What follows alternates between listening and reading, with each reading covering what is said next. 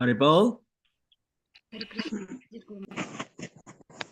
Krishna, Guru Maharaj. Please accept our humble obeisances.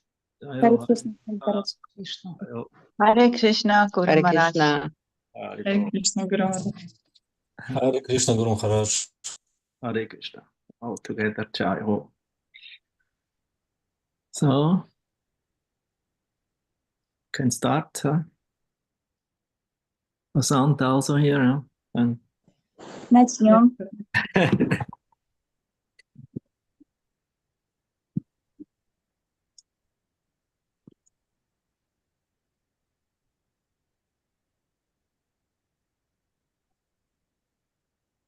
Who will translate today?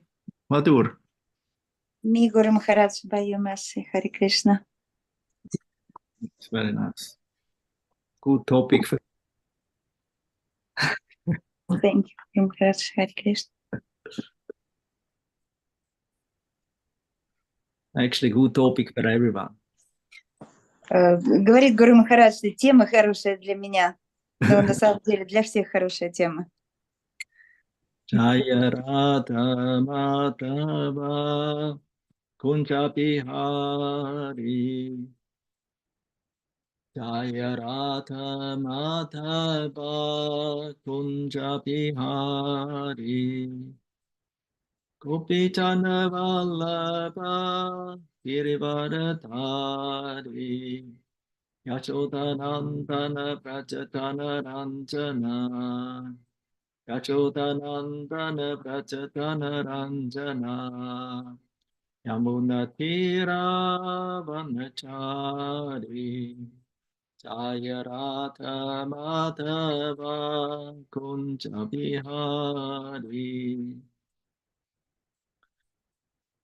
Jai Krishna Jai Prabhu Nityananda Shri Advaita Gadada Shivasati Gora Bhakta Vrinda. Jaya Sri Krishna Chaitanya Prabhu Nityananda Shri Advaita Gadada Shivasati Gora Bhakta Vrinda.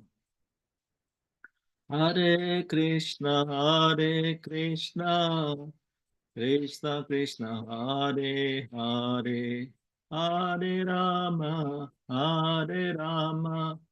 Rama Rama, Hare Hare. Hare Krishna, Krishna Krishna, Hare Hare, Hare Rama, Rama Rama, Hare Hare. Hare Krishna, Krishna Krishna, Hare Hare. Hare Rama, Rama Rama, Hare Hare. Govinda Jai Jai, Gopala Jai Jai, Radha Ramana Hare Govinda Jai Jai. Govinda Jai Jai, Gopala Jai Jai, Radha Ramana Hare Govinda Jai Jai. Haribol, Haribol, Haribol, Nitai Gaur Haribol. Jai Mr. Bhat, Paramahamsa Parajikacharya Sudharasat A.C. Bhaktivedanta Maharaj Srila Prabhupada Ki Jai. Ananta Koti Vaishnava Vrinda Ki Jai. Grantaraj Srimad Bhagavatam Ki Jai. Samavita Bhakta Vrinda Ki Jai. All glories to the seven devotees. All glories to the seven devotees. All glories to the seven devotees. All glories to Glory Sri Guru Garanga. Glory Sri Prabhupada.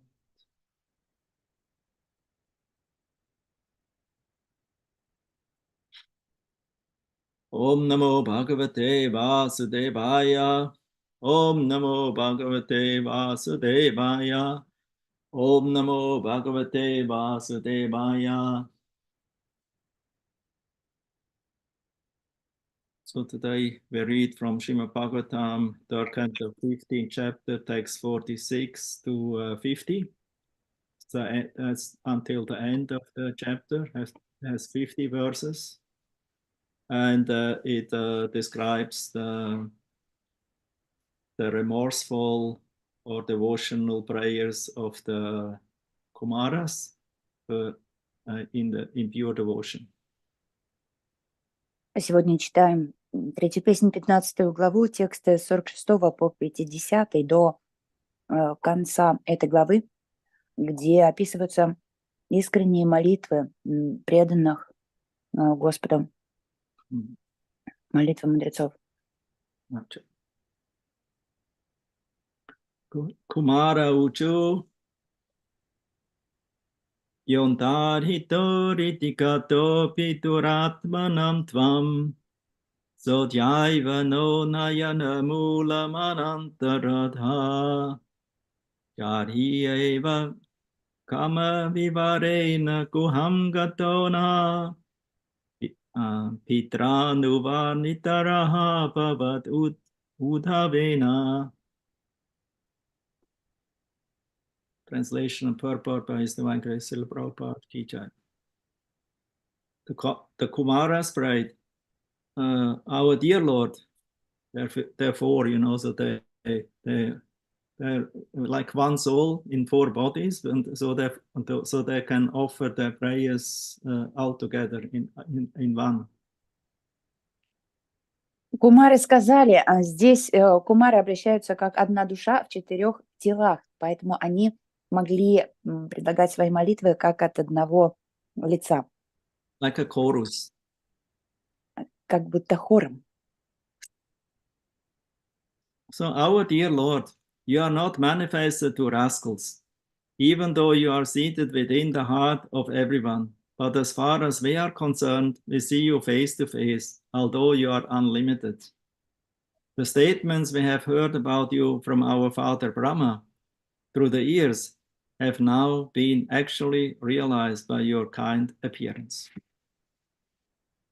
О возлюбленный Господь, негодяи и глупцы не могут увидеть Тебя, несмотря на то, что Ты пребываешь в сердце каждого живого существа. Мы же видим Тебя воочию, хоть Ты и являешься беспредельным. Явившись перед нами, Ты милостиво дал нам возможность убедиться в истинности всего, что мы слышали от Тебя от нашего отца Брамы. Srila Prabhupada purport. Комментарий. The so-called yogis who concentrate their mind or meditate upon the impersonal or void are described here. This verse of Srimad Bhagavatam describes persons who are expected to be very expert yogis engaged in meditation, but who do not find the Supreme Personality of Godhead seated within the heart. These persons are described here as Duratma, which means a person who has a very crooked heart, or a less intelligent person, just opposite of a Mahatma, which means one who has a broad heart. Those so-called yogis, who although engaged in meditation are not broad-hearted, cannot find the 4-handed Narayana form, even though he is seated within their heart.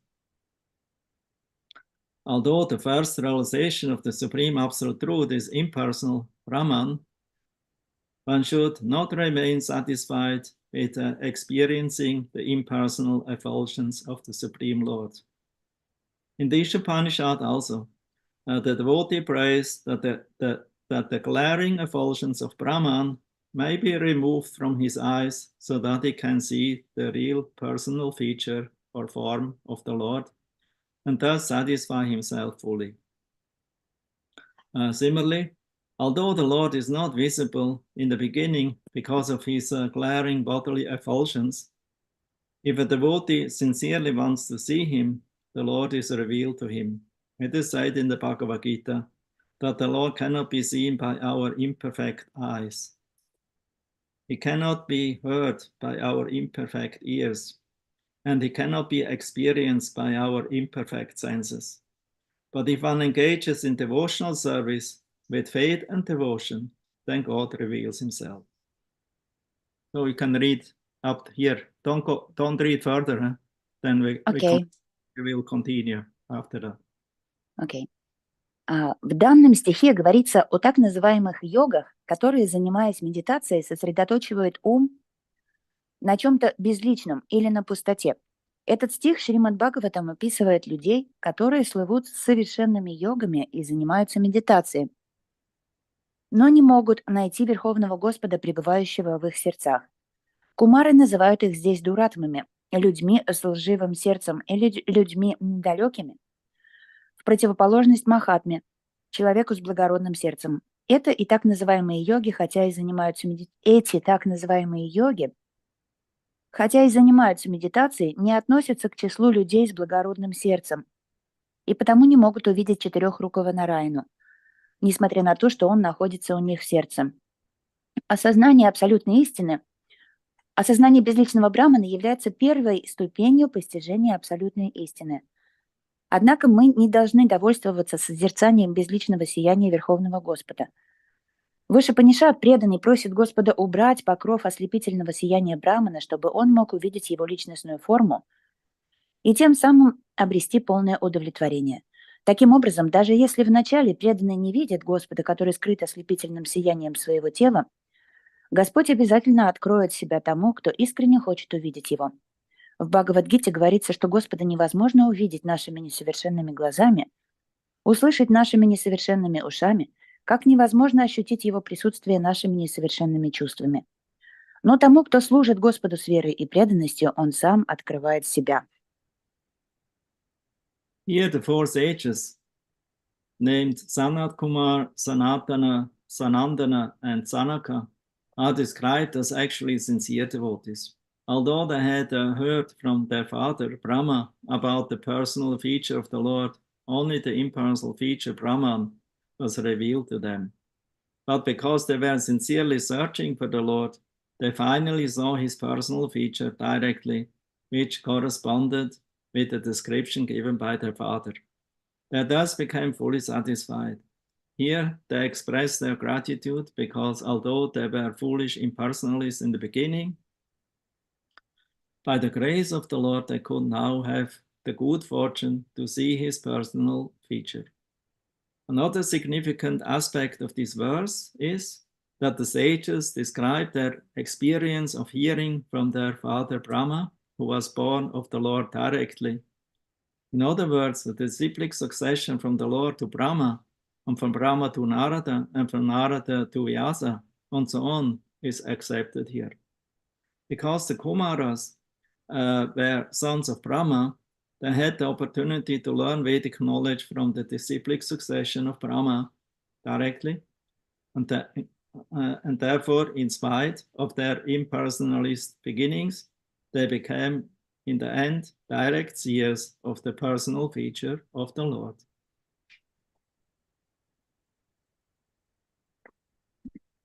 Здесь сказано, что 4 мудреца Санат, Кумар, Санатана, Санандана и Санака были искренними преданными Господа. Хотя отец мудрецов, Брахма, и рассказывал им о личностном аспекте Господа, их пониманию был доступен только его безличный аспект, Брахман. Но поскольку они были искренними в своих поисках Господа, в конечном счете они получили возможность лицезреть его личностную форму, которая полностью соответствовала рассказам их отца. Только тогда они испытали полное удовлетворение. Здесь кумары выражают Господу свою благодарность. По милости Господа им посчастливилось увидеть его личностную форму, несмотря на то, что вначале они были недалекими имперсоналистами. Другим важным аспектом данного стиха является упоминание о том, что некогда мудрецы внимали речам своего отца Брахмы, которого произвел на свет сам Господь. Иначе говоря, здесь речь идет о цепи ученической преемственности, по которой передавалось ведическое знание. От Господа Брахме, от Брахмы к Нараде, от Нарады к Вьясе и так далее. Будучи сыновьями Брахмы, кумары имели возможность получить ведическое знание по цепи ученической преемственности, которая ведет начало от Брахмы. Поэтому в конечном счете они смогли воочию увидеть личностную форму Господа, хотя начинали как имперсоналисты. Next verse. Следующий стих. Tam tvam vidama bhagava param atma tattvam satvena sampratiratim rajayantam esham. Yaten tutapa vidita trita bhakti yogai utgrantayo ridi vidur manayo viraga.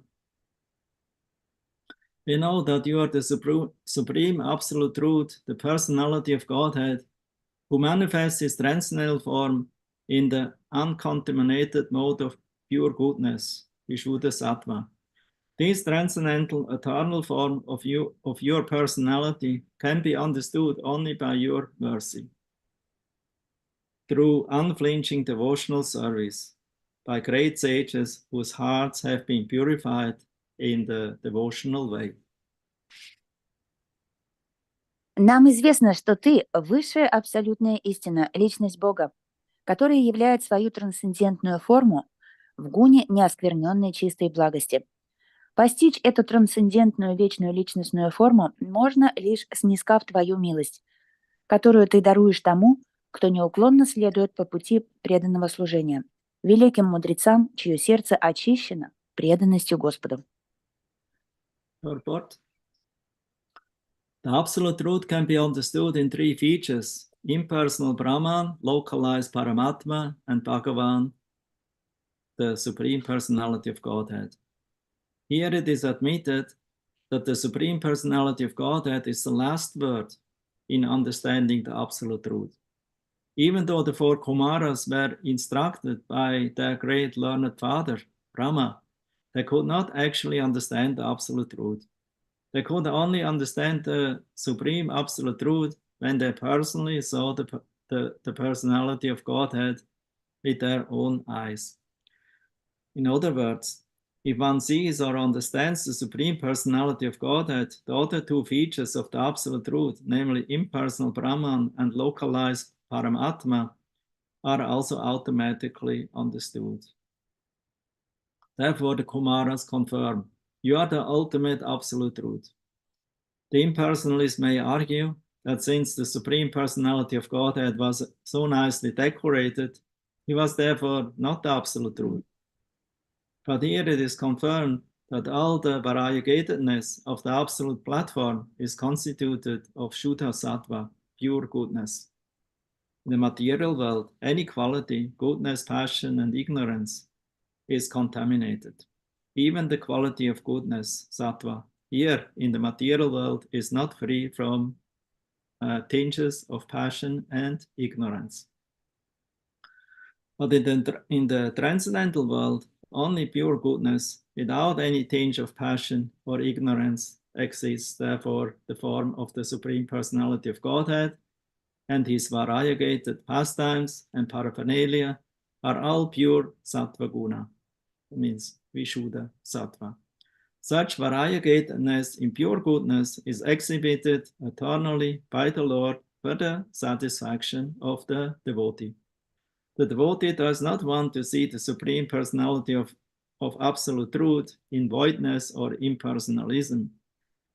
In one sense, absolute transcendental variegatedness is meant only for the devotees, not for others, because this distinct feature of transcendental variegatedness can be understood only by the mercy of the Supreme Lord and not by mental speculation or the ascending process. It is said that one can understand the Supreme Personality of Godhead when one is even slightly favored by him. Otherwise, without his mercy, a man may speculate for thousands of years and not understand what is actually the absolute truth. This mercy can be perceived by the devotee when he is completely freed from contamination. It is stated, therefore, that only when all contamination is rooted out and the devotee is completely detached from material attractions, can he receive this mercy of the Lord.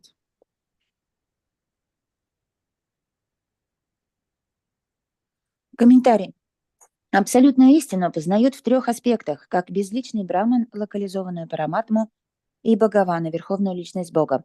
Здесь кумары признают, что верховная личность Бога является высшей ступенью в процессе постижения абсолютной истины. Даже выслушав наставление своего великого отца Брамы, 4 кумаров не смогли постичь абсолютную истину. Они постигли верховную абсолютную истину лишь тогда, когда воочию увидели личность Бога. Иными словами, тот, кому удалось увидеть или познать верховную личность Бога, постигает и два других аспекта абсолютной истины – безличный браман и локализованную параматму. Поэтому кумары говорят: «Ты – высшая абсолютная истина». Имперсоналист может возразить на это, что поскольку Верховный Господь был великолепно украшен, он не мог быть абсолютной истиной. Однако данный стих утверждает, что все многообразие, существующее на абсолютном уровне, состоит из шудха-сатвы, чистой благости. В материальном мире благость, страсть и невежество не существуют в чистом виде. Даже качество благости в материальном мире всегда осквернено примесью страсти и невежества. Но в трансцендентном царстве существует только чистая благость без малейшей примеси страсти или невежества. Поэтому форма верховной личности Бога, равно как и все многообразие его игр и атрибутов, суть чистая саттва-гуна. Господь непрерывно являет это многообразие в гуне чистой благости, чтобы доставить удовольствие своим чистым преданным. Преданный не хочет видеть в верховной личности абсолютную истины пустоту или нечто безличное. В определенном смысле абсолютное трансцендентное многообразие предназначено исключительно для преданных, поскольку трансцендентную природу духовного многообразия можно постичь только по милости Верховного Господа. Ни философские размышления, ни восходящий процесс познания не являются адекватными средствами постижения абсолютной истины. Говорится, что познать верховную личность Бога может только тот, кто получил хотя бы каплю его милости. А человек, лишенный милости Господа, может размышлять 1000 лет и не постичь природы абсолютной истины. Милость Господа приходит к преданному тогда, когда он полностью очищается от материальной скверны. Поэтому здесь говорится, что когда в сердце преданного не остается ни следа материальной скверны, и когда он полностью освобождается от всех материальных привязанностей, только тогда он обретает милость Господа. Srila Vishwanath Chakravarti Thakur comments, we, the Kumaras, realized previously that we were Atma, means eternal spirit soul, not the body. И еще комментарий Шрила Вишванатха Чакраварти Такура. Кумары говорят, что мы, кумары, уже осознали, что мы атма, что мы имеем вечные духовные тела. So I make a little comment about that because somebody was impersonal, only concentrated on the Atma in self-realization. He can not realize or accept a supreme original Atma, the Paramatma. И Гуру Махарадж тоже комментирует, что обычно те, кто медитируют на атму и реализовали, что они являются атмой, не сосредоточиваются на высшей атме, на высшей личности Бога. They show no interest in the personal feature of the Lord as a supreme personality of Godhead, Bhagavan. И они не стремятся к познанию личностных форм Господа, Верховного Господа в форме Бхагавана. Therefore, the impersonalists or Gyanis, they can, without bhakti, not realize devotional service to the Supreme Lord. Так что гьяни, имперсоналисты без бхакти не могут осознать преданного служения Господу. So the Acharya continues, but now the Kumara say, we realize you as a supreme Atma, Param Atma Tattvam. И Ачарья здесь продолжает комментировать, что кумары говорят, но мы сейчас осознали тебя как Парам Атма Татвам. And he comments, and this is also stated in the Bhagavad Gita 14:27 with the statement by Krishna, Brahmani Pratishtaham. I'm the basis or the support of Brahman. И об этом также говорится в Бхагавад-гите 14:27, где Кришна говорит: «Я основа Брамана и поддерживающий Браман». So you produce prema or I would say cause prema or rati for the inhabitants of Vaikuntha Loka. Они продолжают, ты являешься источником премы или рати для обитателей Вайкунтха-локи. Because in Vaikuntha Loka, impersonalists and jnanis cannot exist. Потому что на Вайкунтха-локе имперсоналисты и гьяни жить не могут. Can only exist if one attains prema bhakti. Там он может жить, если только достигнет према бхакти. So therefore, without prema, Vaikuntha, one cannot enter Vaikuntha. Поэтому без премы невозможно попасть на Вайкунтху. So this is the Lord's arrangement, that everyone in the spiritual world is full, their hearts and activities are full of prema. Так устроил сам Господь, что все, кто живут на Вайкунтхе, имеют сердца, исполненные премы. Now the question may arise, can actually jnanis realize this form of the Lord without bhakti? И возникает вопрос, могут ли на самом деле гьяни постичь эту форму Господа без бхакти? So Vishwanath Chakravarti Thakur says no. Вишванат Чакраварти Такур отвечает нет. The sages, the four Kumaras are the example. They are the original sages, sons of Brahma. They were jnanis. Примером тому являются 4 кумары, которые были изначально мудрецами, сыновьями Брамы. And it is stated here, the sages like us, the Kumaras, can know your supreme form only by fixed, that means by fixed Bhakti Yoga, Ekanta Bhakti Yoga. И кумары здесь обращаются к Господу и говорят, такие мудрецы, как мы, смогли постичь тебя только посредством стабильной бхакти-йоги. Now Acharya makes a very important point here. И здесь Ачарья проводит очень важную мысль. How one can know and appreciate the characteristics of Bhakti Yoga. Как же человек может узнать и оценить черты бхакти-йоги, признаки бхакти-йоги? That means how we can appreciate the Lord and establish a relationship with Him by pure devotional service. Или как может человек увидеть Господа и привлечься к Нему с помощью преданного служения? So here in this verse it is stated, Acharya is repeating it, it can be understood by remorse, anutapa.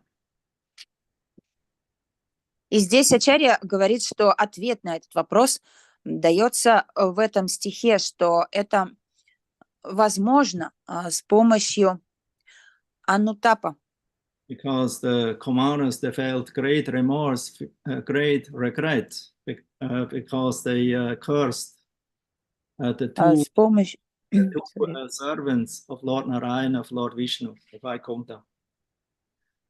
С помощью раскаяния и сожаления, потому что кумары раскаялись, и они очень сожалели о том, что прокляли стражников Господа Нараяна на Вайкунтхе. They felt very great regret. We are so rascals. No, we are so low. We cursed two of your bhaktas. Сердца их были переполнены этими угрызениями совести и чувством вины, какие мы негодяи, что прокляли твоих слуг. Even not cursing bhakta, only feeling some bad attitude or negative feeling towards a bhakta can have severe consequences. Потому что даже можно и не проклинать бхакту, а просто, если иметь какое-то негативное отношение к преданному, уже человек несет за это тяжелые последствия. Especially if they're prema bhaktas. Особенно, если речь идет о према-бхакти. In the spiritual world we're here, nobody can enter into the spiritual world, cannot even become a gatekeeper without having prema towards the Lord. Мы знаем, что в духовный мир невозможно попасть, если у этой личности нет премы по отношению к Господу. In general, impersonalists, they don't feel remorse. Хотя обычно имперсоналисты не чувствуют никакого раскаяния. Why? Because they think I'm the Brahman, I'm the supreme. Почему? Потому что они считают, что они сами являются браманом и верховными. I'm in control about myself, I'm above everything. Они считают себя высшими, поскольку считают, что сами управляют всеми, управляют сами собой, поэтому находятся выше всего. Therefore, they never feel remorse even if they offend somebody. Поэтому они никогда не чувствуют никаких угрызений совести, даже если оскорбляют кого-то. Only somebody whose heart is already softened by Shuddha Sattva, or Sattva, Vishuddha Sattva, by pure goodness. Только тот, сердце которого уже смягчено вишудха саттвой и чистой благостью, They can feel remorse. такой человек может почувствовать угрызение совести They и can раскаяние. experience dainya, a symptom of Sharanagati. Они имеют даинью, признак шаранагати. Impersonalists cannot feel dainya. У имперсоналистов нет этой черты даиньи. They're always proud. Они всегда гордятся. I think I'm Jnani. I'm absorbed in knowledge. I'm absorbed in Brahman. I'm Brahman myself. Они думают, я гьяни, я погружен в знания, я погружен в браман, поэтому я сам браман. So therefore, they cannot feel remorse because their heart is still steel framed. Поэтому они никогда не испытывают никакого раскаяния, потому что у них сердце заковано в железо. So as long the heart is not melting, becomes a little soft by Vishuddha Sattva caused by Bhakti, but cannot feel genuine remorse or humility. Поэтому пока сердце не расплавляется с помощью вишудха саттвы, которая возникает благодаря бхакти, мы никогда не почувствуем раскаяния. Even if you feel sometimes a remorse or become humble due to a certain circumstances, if you don't have the genuine bhakti, the softness of the heart, sooner or later we go back to our same habits and become again the enjoyers of this world or of some so-called spiritual process. Spiritual process. Даже если иногда у нас возникает... absorption in Brahman, in mystic powers. Даже если иногда и возникает это состояние смирения, однако если нет у человека чистой бхакти и мягкости сердца, то он все равно возвращается к своим дурным привычкам, и даже если занимается духовной практикой, он продолжает наслаждаться этим миром, даже будучи погруженным в духовный процесс. The feeling of anutapa is therefore very important to enter into bhakti, in the realm of bhakti. Поэтому для того, чтобы попасть в обитель бхакти-йоги, очень важно иметь это чувство анутапа или раскаяния, или угрызения совести. So that's the point made by Vishwanath Chakravarti Thakur here. В этом суть данного комментария Вишванат Чакраварти Такура. Srila Prabhupada, in the word for word, he translates anutapa as mercy.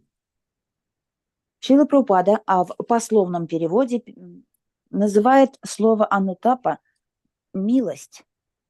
So it's not contradictory to what Vishwanath Chakravarti Thakur says. Так что это не противоречит тому, что говорит Вишванат Чакраварти Такур. Because without the mercy of the Lord, we cannot attain Him. Ведь без милости Господа мы не сможем его достичь. And we cannot attain, even if the Lord wants or desires that we attain Him, we need to have the proper attitude to see Him. Однако, даже если Господь хочет, чтобы мы достигли его, то у нас должно быть соответственное настроение и желание его достичь. Therefore, Anutapa also can mean mercy, because Anutapa, without Krishna's or the Supreme Lord's mercy, we cannot feel remorse or feel pain in the heart. Поэтому слово анутапа также называется здесь и милость, поскольку без милости Господа мы не сможем ощутить в сердце эти угрызения совести или раскаяния, или боль в сердце. Due to this Anutapa actually become qualified to receive further or more mercy of the Lord.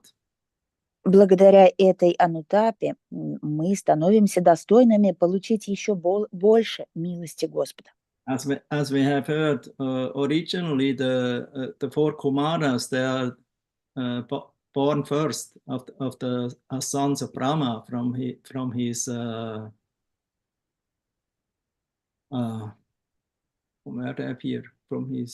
mind. Как мы знаем, 4 кумара появились самыми первыми сыновьями Брамана. Они возникли из его ума, Брамы. And he instructed them to engage in some activities beneficial for the progress of the new creation.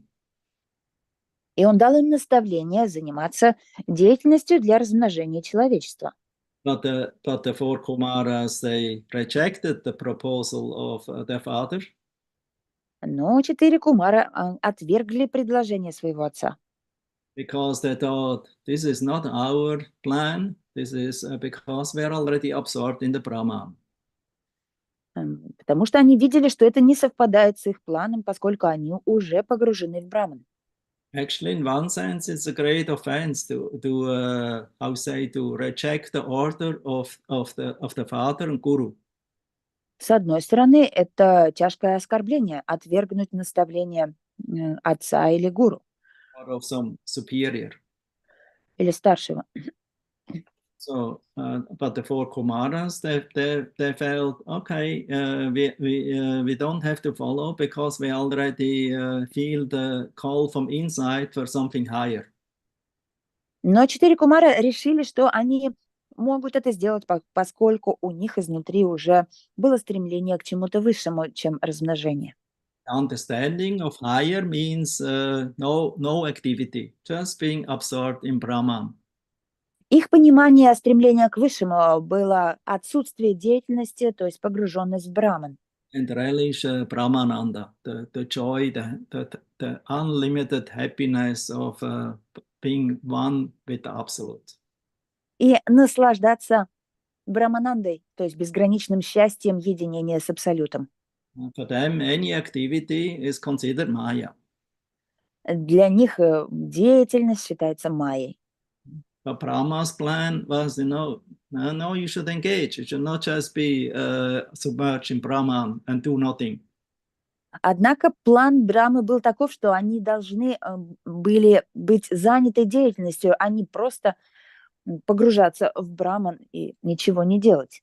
He had actually a plan for them, okay, you're maybe submerged in Brahman, but become a teacher of Bhakti.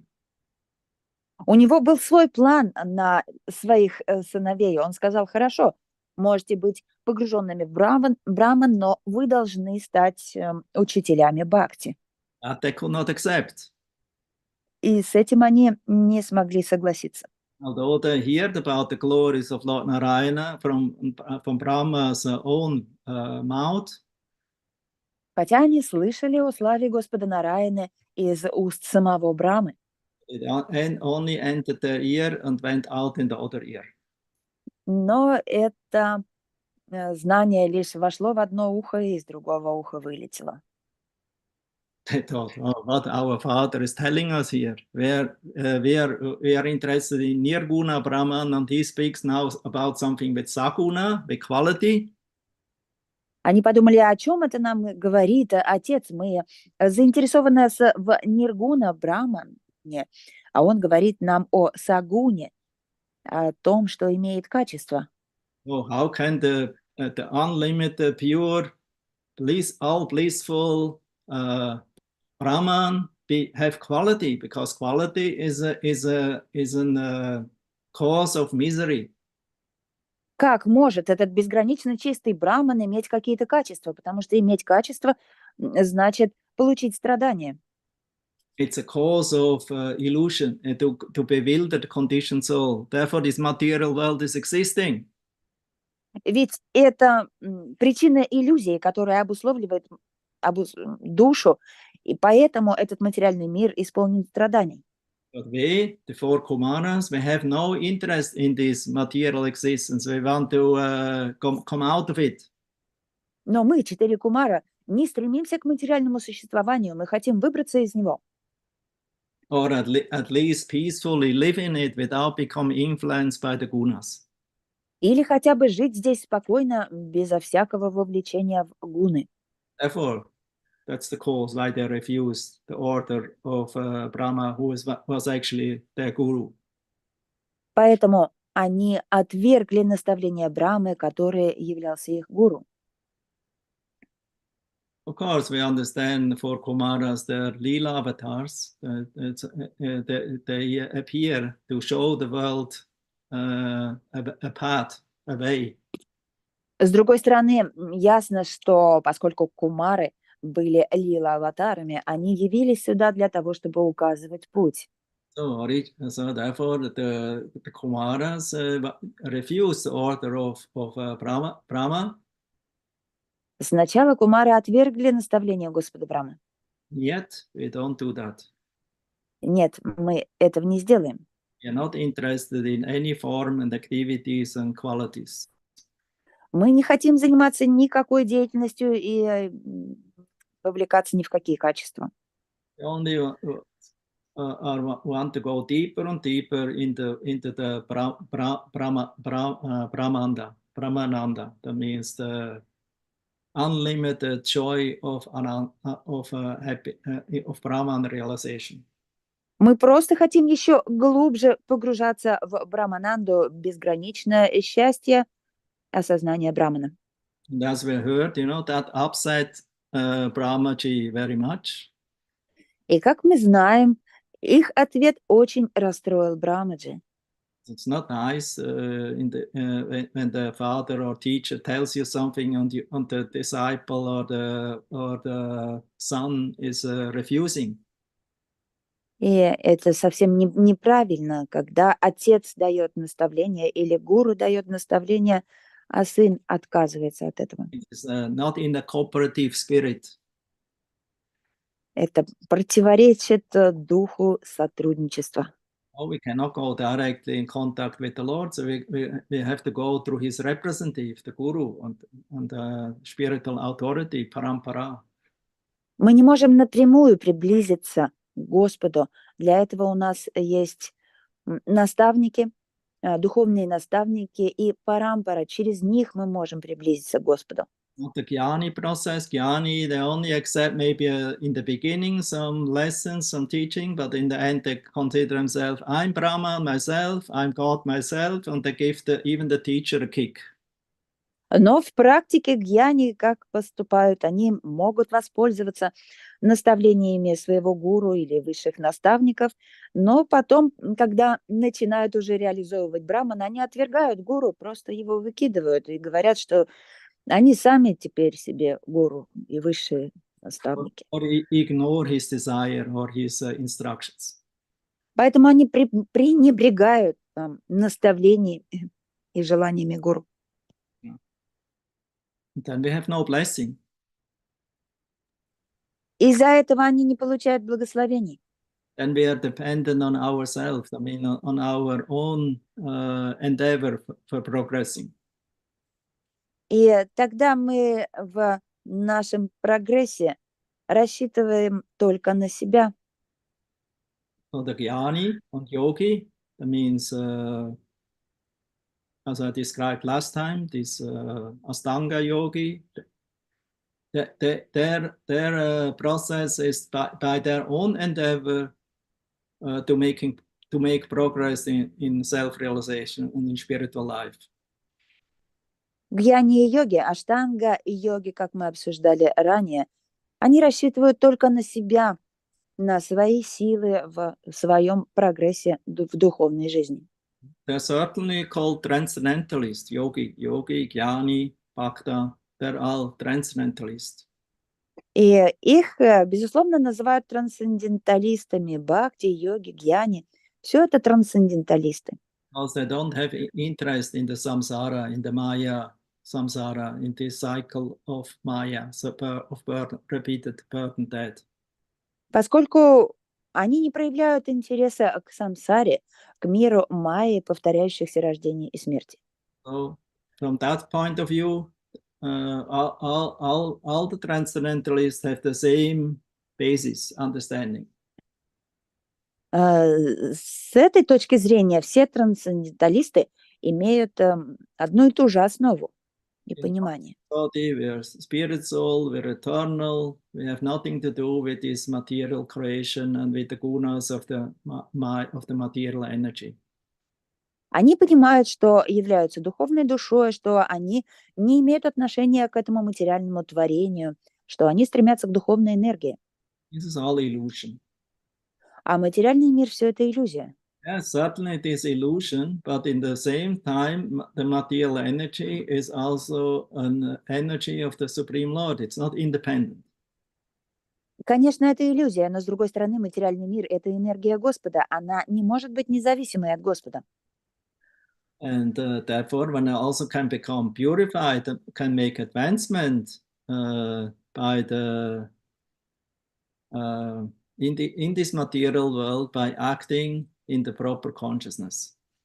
Поэтому здесь, в материальном мире, человек может очиститься и продвигаться в духовной жизни, если у него будет соответствующее правильное сознание. Consciousness, we always have to remark, what Prabhupada always repeats, the consciousness is important, the life is important, not the dress. И Шрила Прабхупада часто подчеркивает, что важную роль играет именно сознание, а не одежда души. The dress we always changing according to our likes or dislikes. Одежду мы меняем согласно своему настроению.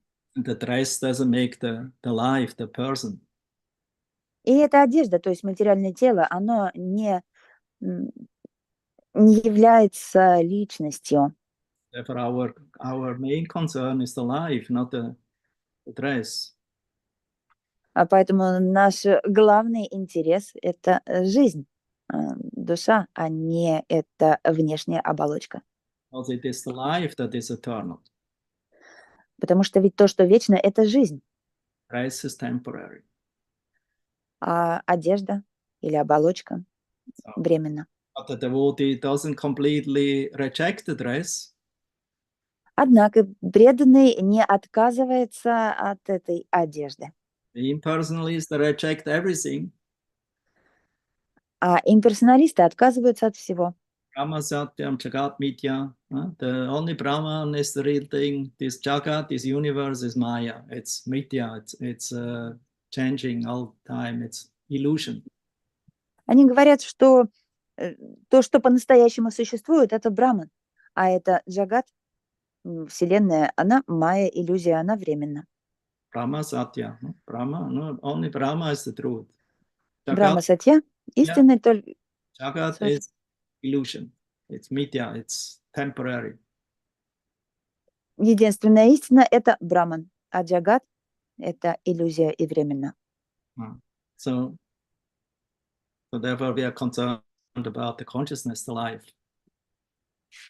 Поэтому то, что нас интересует, это сознание или жизнь.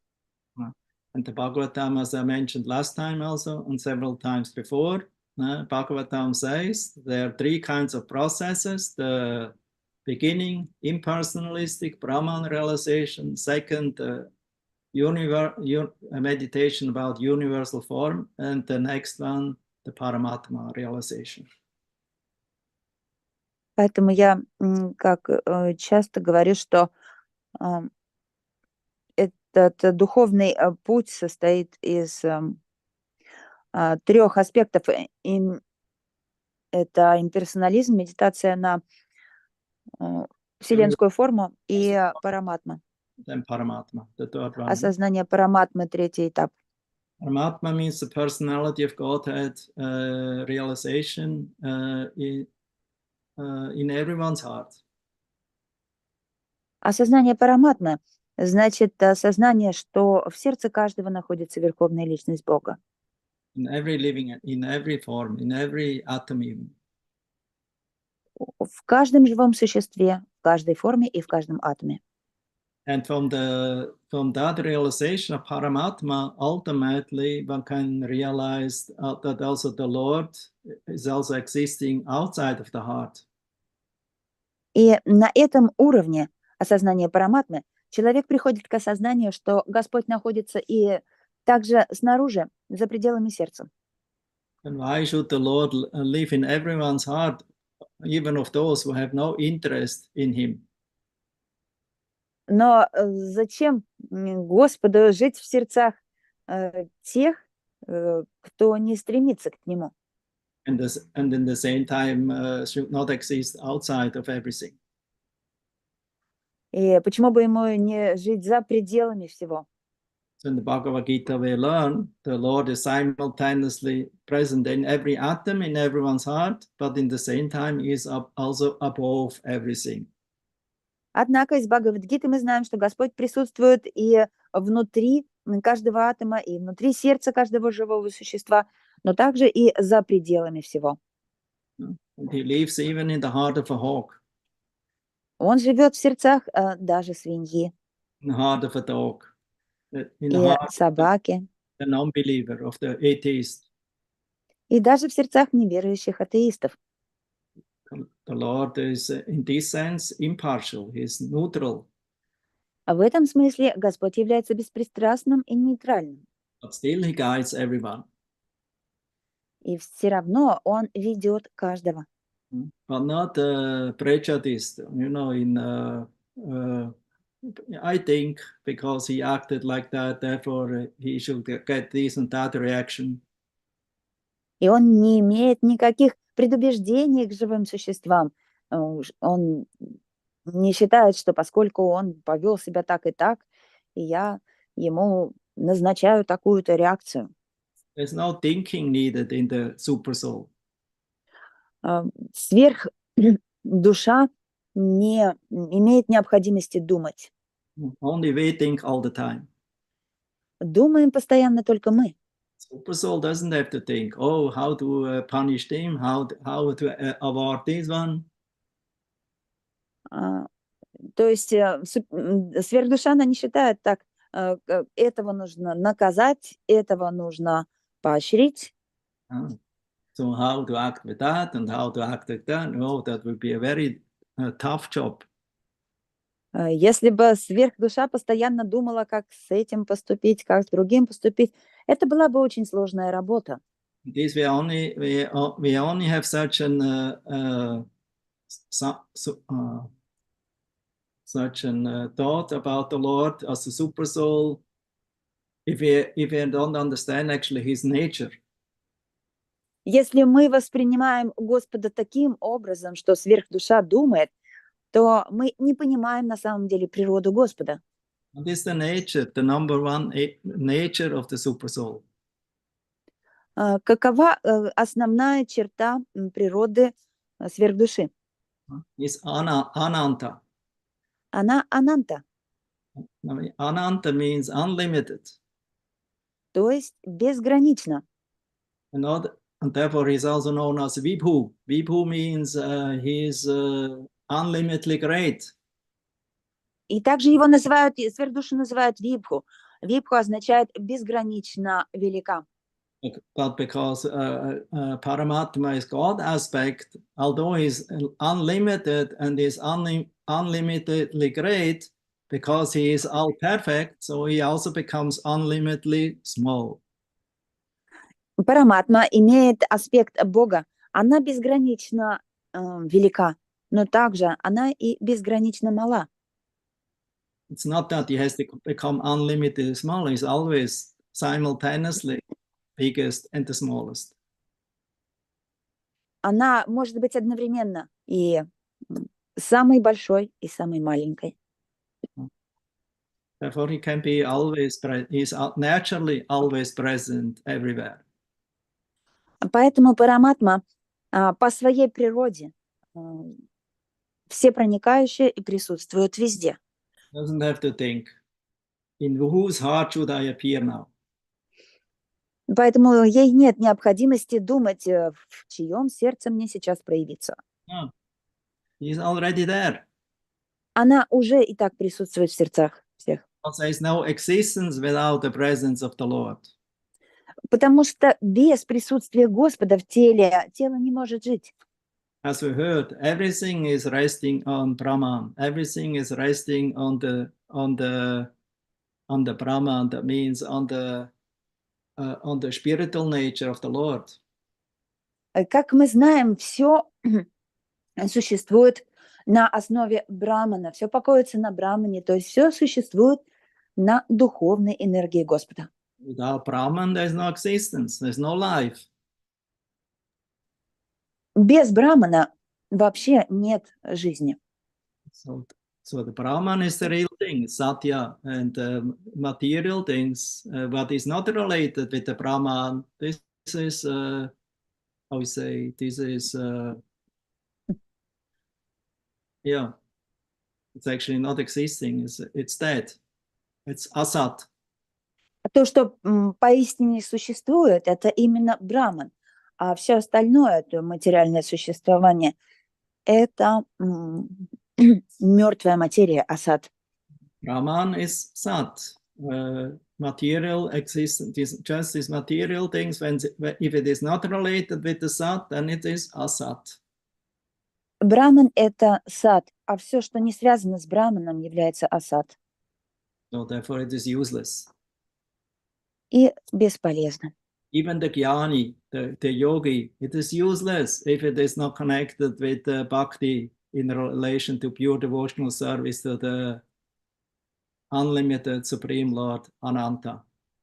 И даже гьяни и бхакти, вся их деятельность бесполезна, если они не связаны с бхакти и не связаны с Господом, с Анантой. Boring existence. Их существование скучно без этого. Is a boring existence, and impersonalism is also a boring existence.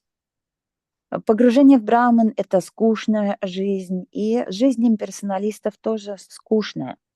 At least the materialist has activity. He has different desires in which way he wants to enjoy. То есть и жизнь материалистов, и жизнь имперсоналистов скучная. Но у материалистов хотя бы есть желание и деятельность. Они имеют желание наслаждаться.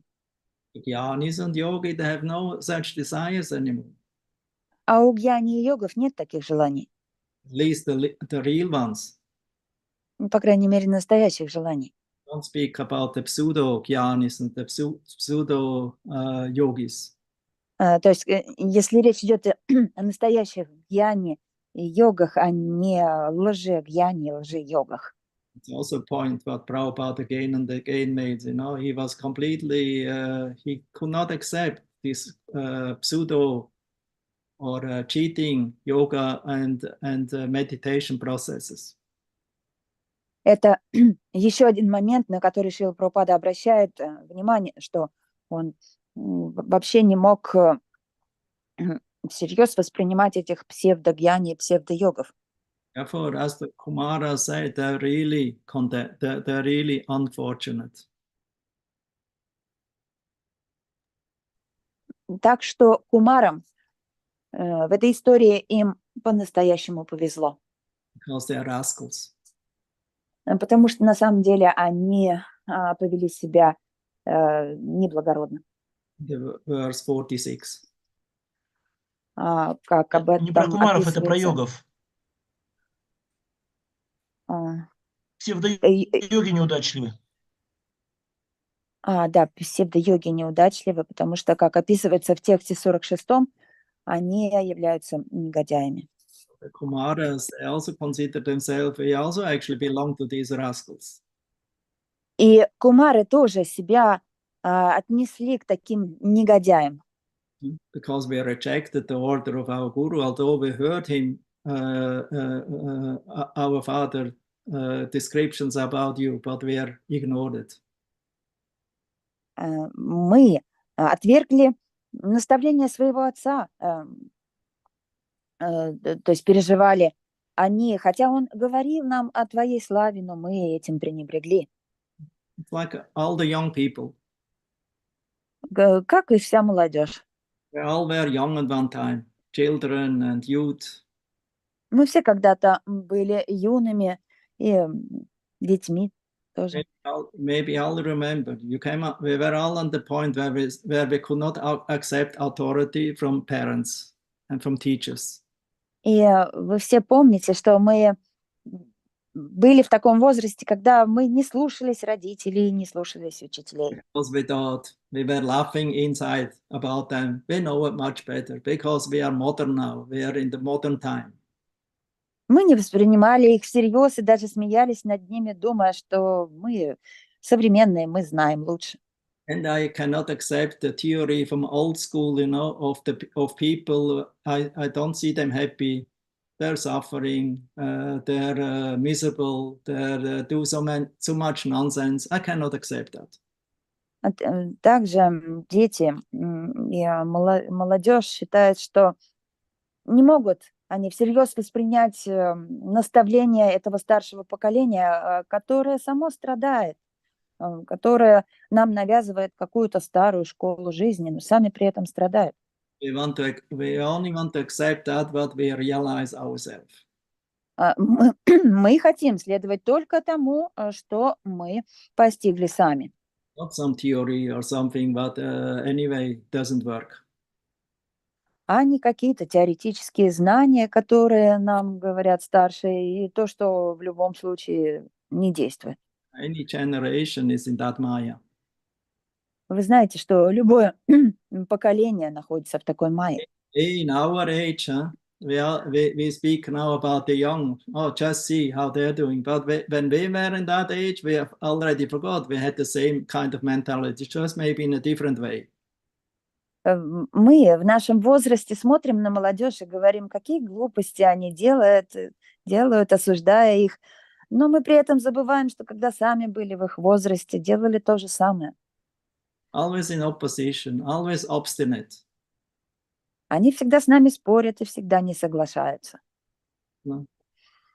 Never accepting the authority or what somebody, a well-wisher, tells you. No, I already know better.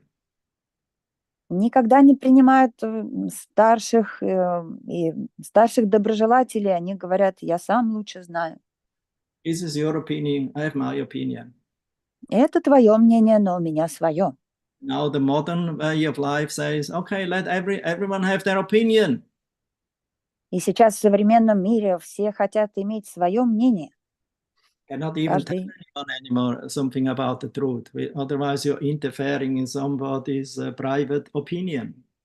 Каждый имеет право на свое мнение. И людям уже даже не говорят о высшей истине, поскольку это может нарушить границы его личного мнения. So in this way, you even can harm somebody, and somebody can even accuse you to the police. Потому что в таком случае ты можешь обидеть человека, и вас могут даже обвинить и написать заявление в полицию. So therefore, nowadays, the truth is never accepted. Так что в настоящее время истине, то есть в правду никто не верит.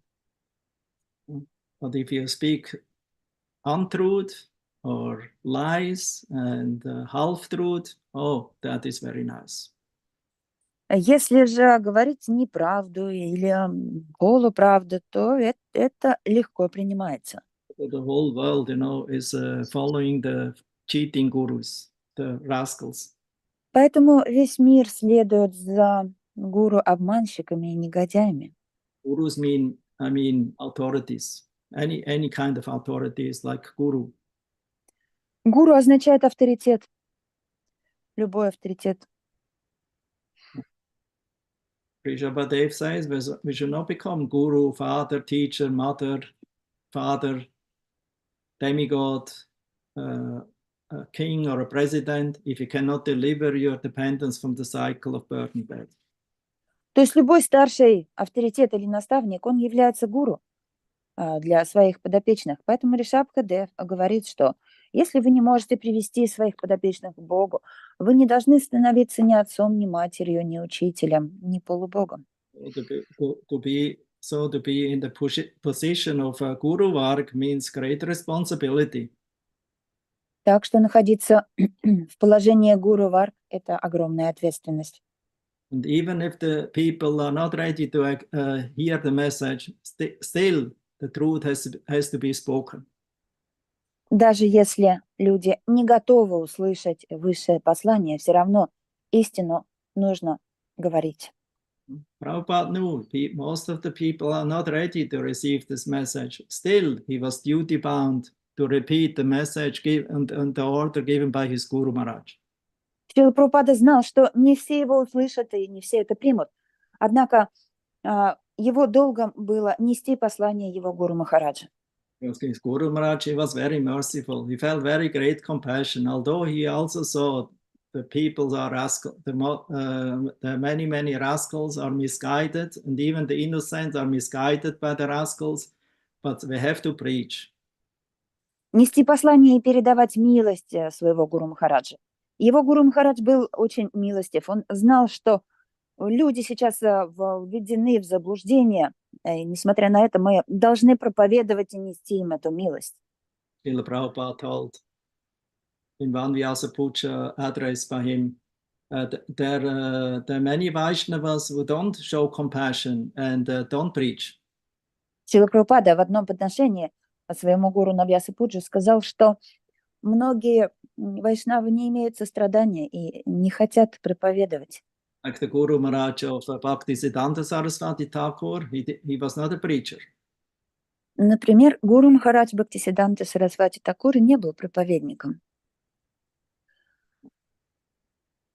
He was a Babaji, Gorkishore Das Babaji. Он был Бабаджи, Гаур Кишор Дас Бабаджи. He was not preaching himself. И он сам не проповедовал. He even was considered illiterate. И он даже считал себя безграмотным. But Bhaktivinoda Thakur, he sent his son Bimala Prasad, you go to Bhaktivinoda, to Kedarnath, you go to Gorkishore Das Babaji and ask him humbly to receive initiation from him. Однако Бхактивинода Такур отправил своего сына к нему. Он сказал, ты должен обратиться к Гауру Кишор Дас Бабаджи и принять у него инициацию. Bimala Prasad, Bhaktisiddhanta Saraswati Thakur later on, he was very learned person. Бимала Прасад, который стал позже Бхактисиддхантой Сарасвати Такуром, был очень образованным человеком. His father told him, you go to that Babaji, accept initiation from him. Be humble, don't forget. Его отец велел ему обратиться к этому Бабаджи и принять у него инициацию. И при этом будь смиренным, не забывай об этом, сказал он ему. Don't consider because he didn't write any books, therefore he is useless. Не думай, что если он не написал ни одной книги, то он бесполезен. There are some who don't write books, but still they're very much realized and great Paramahamsa. They're Siddha Babas. Да, есть личности, которые не пишут книг, но при этом они парамахамсы, реализованные души Сидха Бабы. Siddha Baba, they don't have to go necessarily out and preach. Таким личностям Сидха-баба нет необходимости выходить и проповедовать. Like what they call Bacha Anandi. Их называют Баджа-ананди, поэтому. Anandi means he is just absorbed in his blissful bhajan in the worship of Radha Krishna. Все, что они делают, они погружены в свой баджан, блаженство и погруженности в Радху и Кришну. And Gaur-Kishore Das Babaji was topmost of such a caliber of devotee. Гаур-Кишор Дас Бабаджи был высшим преданным такого рода. And his great father sent him to him, accept initiation from him. Поэтому великий отец Бхактисиданта Сарасвати Такура отправил его именно к нему, чтобы он принял инициацию у него. The real greatness of Gaur-Kishore Das Babaji, what ordinary person could not see. Истинное величие Гару Кишора Даса Бабаджи обычный человек не мог увидеть. So when Bimala Prasad came humbly to ask him for initiation, the Babaji refused. Oh, you are such a learned personality. I'm illiterate. I'm low class. I'm the lowest. How can I give you initiation? Поэтому, когда Бимала Прасад обратился к нему за инициацией, Гару Кишора Даса Бабаджи ответил: ты такой образованный, а я безграмотный. Как можно у меня просить инициацию? But Bimala Prasad, Bhaktisiddhanta Saraswati requested him humbly, please accept me. Without you, my life is useless. Но Бхактисиданта Сарасвати Такур смиренно обратился к нему: пожалуйста, прими меня. Без этого моя жизнь не имеет никакого смысла. And Babaji said, okay, come a week later, I will ask Chaitanya Mahaprabhu. Бабаджи ответил: хорошо, приходи через неделю, я спрошу у Чайтаньи Махапрабху. Because one should not initiate without receiving the call. Потому что нет, то есть нельзя проводить инициацию без получения на это сигнала. Or receiving the order. Или без получения наставления на это. Lord Chaitanya ordered everyone, Yarit Ekatarikai Krishna Upadesh, Amara Gyaya Guru Hanatara Edesh. В этом стихе Господь Чайтанья дает наставление всем. He ordered everyone, in his name to spread Krishna consciousness in every town and village. Yaridekatarikai Krishna Upadesh. Learn the science of Krishna from the Bhagavad Gita and Bhagavatam and teach it in your country and to your people. В этом стихе он дает наставление каждому от его лица проповедовать сознание Кришны. Он говорит всем: изучите науку сознания Кришны и несите ее каждый в свой город и деревню, распространите ее по всему миру. And in this way become guru. Deliver your country and your people around you. Благодаря чему станьте гуру, освободите свою страну, освободите всех окружающих вас людей. The order is already given. Так что наставление нам уже дано. One should also receive the order from inside or the approval of the super soul. Но, конечно, нужно получить еще и наставление изнутри, и этот сигнал от сверхдуши. We should not give instruction or accept disciples without a higher order coming from outside and from approved by inside. Нельзя давать наставление, давать инициацию, то есть если не пришло наставление извне и также изнутри. Guru is our eternal well-wisher. Is Gurudev, is representative of the Supreme Lord. Гуру, наш вечный доброжелатель, он представитель Верховного Господа. And we also have another well-wisher who is inside of our heart, the Paramatma, Antaryami. И также у нас есть еще один доброжелатель внутри нас, это Параматма Антарьями. He's our witness. He's very, very merciful, very kind. Она свидетель всех наших поступков, Она очень милостива и очень добра. And this Lord who inspires from within and from without every living entity to ultimately come back to his lotus feet. Это Господь, который изнутри и снаружи направляет каждое живое существо для того, чтобы оно пришло, вернулось обратно к его лотосным стопам. Because we're all renegades. We all turn our back. We run away from the absolute truth. Потому что мы все предатели, мы повернулись спиной к Господу и убежали от абсолютной истины. And took shelter in illusion, in the untruth, and in this way become a rascal. И отдались иллюзии, отдали себя иллюзии, то есть ложной истине. Поэтому мы все негодяи. Because if you are in association with the untruth, with Assad, you become Assad yourself. You become a rascal. А соприкасаясь с ложной истиной из осад, мы сами превращаемся в осад и негодяев. And the verses you teach even instruct others about it. А более того, мы потом, то есть самое плохое, что мы эту ложную истину еще и передаем другим, And promise them, this is the truth. заверяя их, что это настоящая истина. Why is repeated long time enough, then it becomes for the fools and rascals the truth. А неправда, которая повторяется много раз, становится правдой. Но это, то есть правдой для негодяев. But the Vaishnavas, some other level, they're representing and only sticking to the truth, absolute truth. Для негодяев и глупцов. Однако для вайшнавов истина существует другая. Она не имеет компромиссов, это абсолютная истина, и она одна.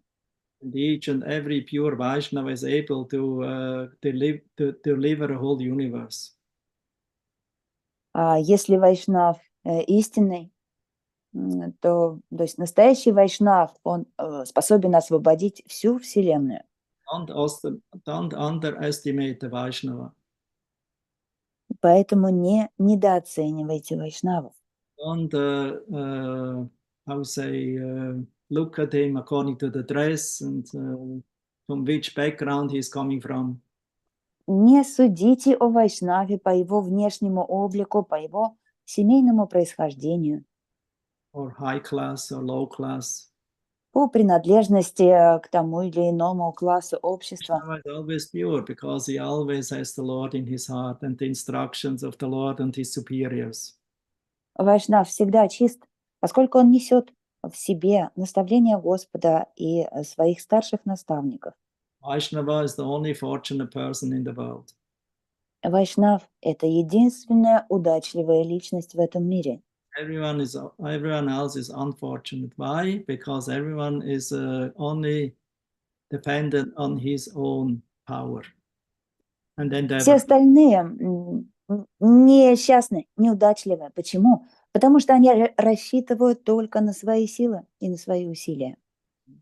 So, of course, later on, when Bhaktisiddhanta Saraswati Thakur went back to his Guru Maharaj to ask him again, then ultimately accepted him and gave him the name. What was the name? Бхактисиддханта Сарасвати. И возвращаясь к той истории, Varshabhana Devi Daitya. К той истории Вимала Прасад Бхактисиддханта Сарасвати Такур снова вернулся к своему гуру и просил у него инициацию. И он рано или поздно дал ему эту инициацию, дав ему имя. So his guru gave him name of Radharani. Варшабхана Видайте дал ему имя Радхарани. The daughter of Vrishabhanu. Дочь Вришабхану. Is Radharani. Это Радхарани. The supreme beloved of Krishna, the supreme servitor. Это высшая возлюбленная, высшая служанка Кришны. And Guru Maharaj gave him the your Varshapana Vevi Devi Daitya. Варшабанове Деви Дайте. Гуру Махарадж дал ему такое имя. Means a special recipient of Radharani's mercy. Дайте означает избранный преемник милости Радхарани. That's the meaning of Daitya. Comes from Daya. Это смысл слова, значение слова «дайте». Оно происходит из слова «дая». Mercy of the Lord, extraordinary mercy of the Lord, or of his of Radharani, or of a great Vaishnava, they're Daitya.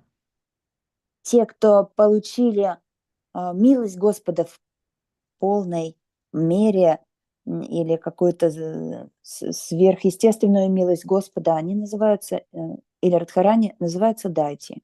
Or somebody who receives this great mercy becomes a Daitya.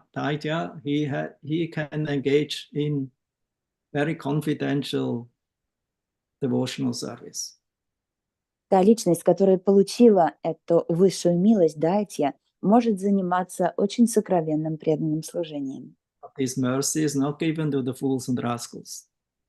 Такую милость не способны получить глупцы и негодяи. The super soul guides them further and further according to their moods, desires.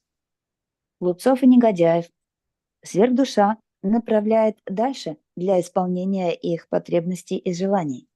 And the sages of Bhagavad Gita, only very rarely somebody amongst millions of those who are trying to attain liberation by Gyan or not, by studying scriptures and going the path of yoga, becomes a devotee of the Lord.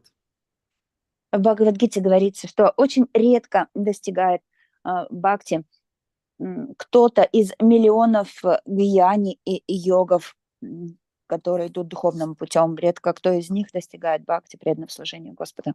Shukadev tells the same. Sadurlabha prasanatma. What is the verse? Шукадева Госвами то же самое в этом стихе Судурлаба. Arayana Parayana Sadurlabha prasanatma Kotishapi Mahamune. Actually, this verse was Mahamuni. Means it's spoken by Parikshit Maharaj. Этот стих произнес Парикшит Махарадж.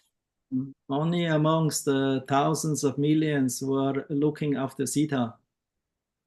Из тысяч и миллионов тех, кто стремится к ситхам, Ultimately, one become mukta, liberated.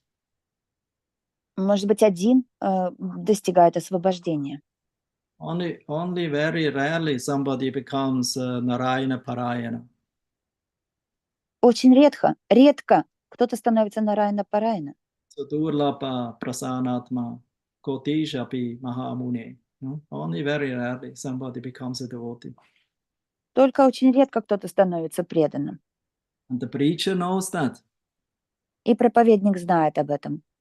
Even amongst the millions of liberationists, muktas, only very rarely somebody becomes a devotee of Narayana or Krishna. What to speak of Krishna?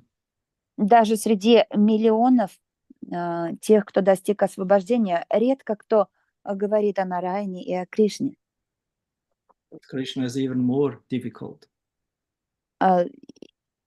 И о Кришне еще сложнее говорить или достигать.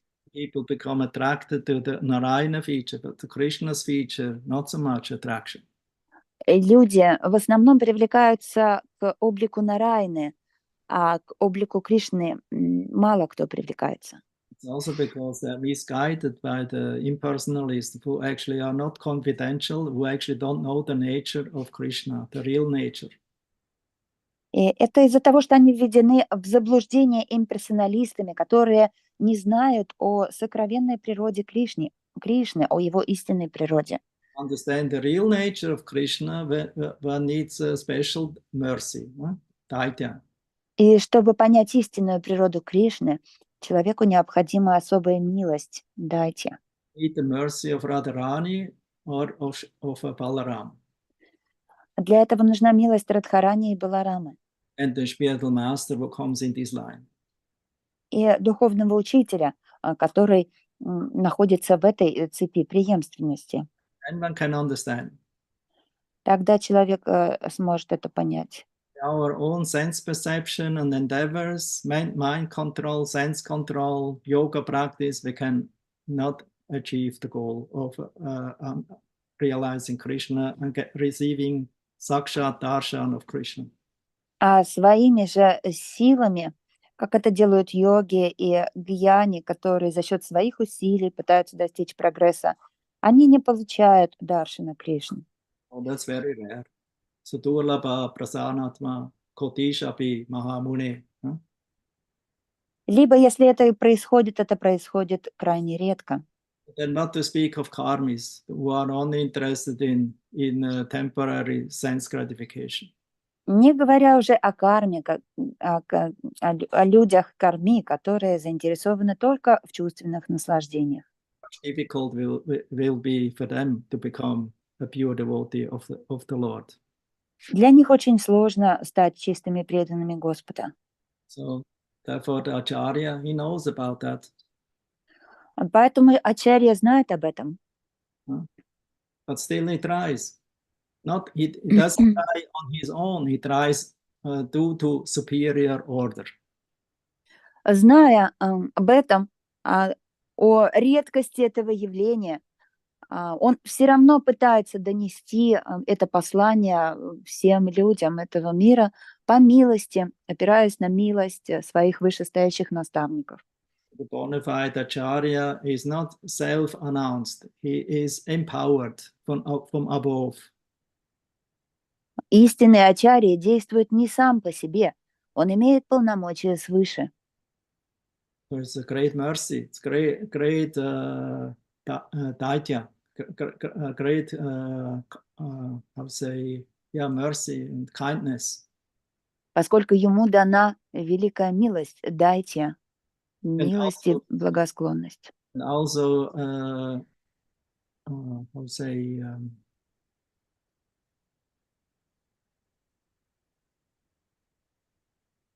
faith in the Supreme Lord and in the process of bhakti. А также у него есть вера в Верховного Господа и в процесс бхакти. Srila Prabhupada recently in one lecture he told, I very proudly declare there's no other process than the Sankirtan movement who can bring the best and the most well-wishing thing for the world. Everything else will fail. Еще Прабхупада однажды в лекции давней, которую мы читали, сказал, что я очень горжусь этим движением Санкиртаны и этим посланием, поскольку ни одно другое послание в этом мире не имеет успеха. Все остальные процессы, они просто терпят неудачу. Because how Prabhupada had such a courage? Как Прабхупада мог так смело такое заявлять? Means quite some boldness, some courage to declare something like that, to make such a statement. Ведь для этого, то есть это можно сказать определенная дерзость делать такие заявления. Prabhupada told, because I'm convinced. Еще Прабхупада отвечал, поскольку у меня есть вера. Acharya has to be convinced. If the Acharya is only half convinced or a little convinced, how you can convince others? Я абсолютно в этом уверен. Если Ачарья уверен не полностью или уверен наполовину, он не сможет убедить в этом других. Therefore, because Prabhupada was convinced himself, therefore he could convince others. Поскольку Шрила Прабхупада был абсолютно уверен в этом послании сам, поэтому он мог передать и дать эту уверенность другим. Although still many they didn't accept. И хотя, несмотря на это, не все это приняли, многие не приняли. But at least they respected him. Но хотя бы они выражали уважение Шриле Прабхупаде. Also rascals who wanted to, not because personal against him, but enviousness towards the Lords and the Sankirtan movement. Также встречались и негодяи, которые испытывали зависть не лично к Шриле Прабхупаде, а к движению Санкиртаны. Acharya is faultless. Ачарья сам по себе он не имеет изъянов, Because he doesn't act on his own. потому что действует не от себя. He just represents his messenger. Он является представителем или передающим послание. Because although his guru's teacher was not practically teaching, but his guru gave him blessing for the preaching because he thought that's your quality, that's your you have the capacity for the preaching, you should do it. И его гуру передал ему это наставление.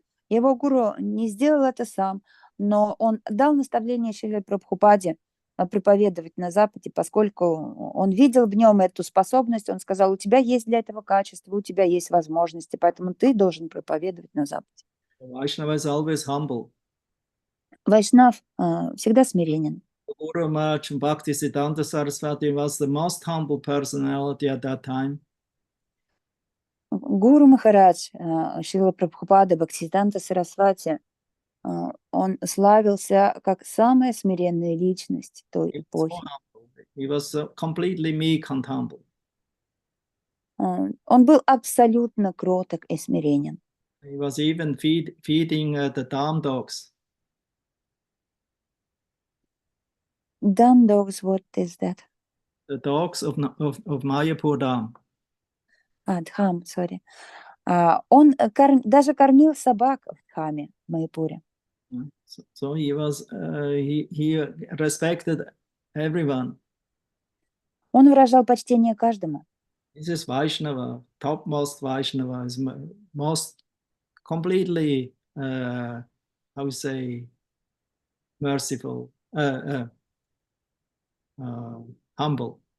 Это признак Вайшнава высшей категории, поскольку он абсолютно смиренен и кроток.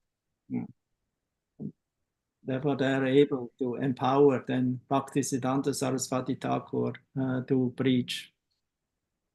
Благодаря этим качествам то есть Бхактисиданта Сарасвати Тхакур был уполномочен проповедовать.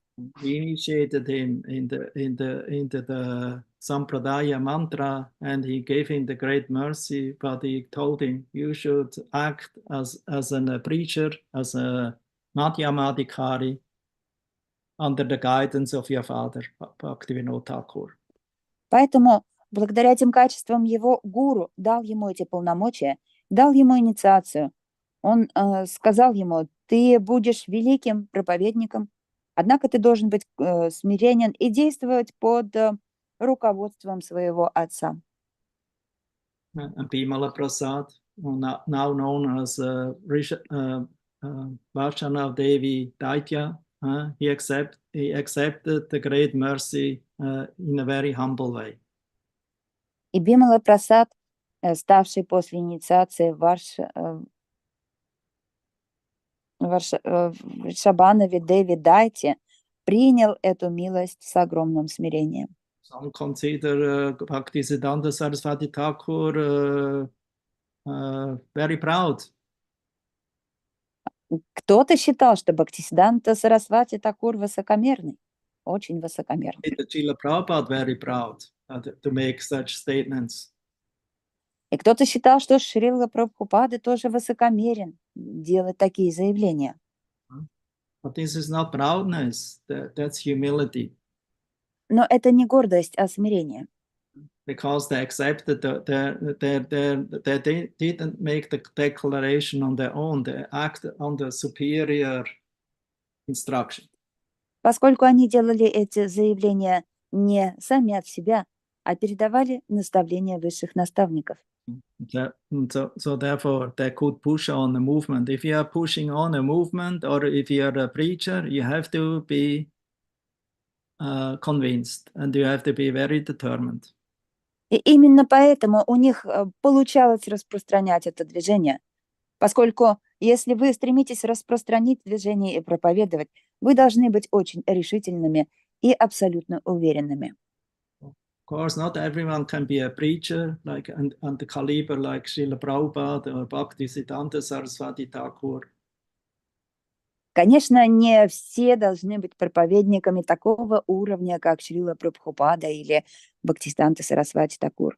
But we can humbly try to serve them in their mission. Но мы должны смиренно стремиться служить им в их миссии. Don't act against their mission, act pro this mission.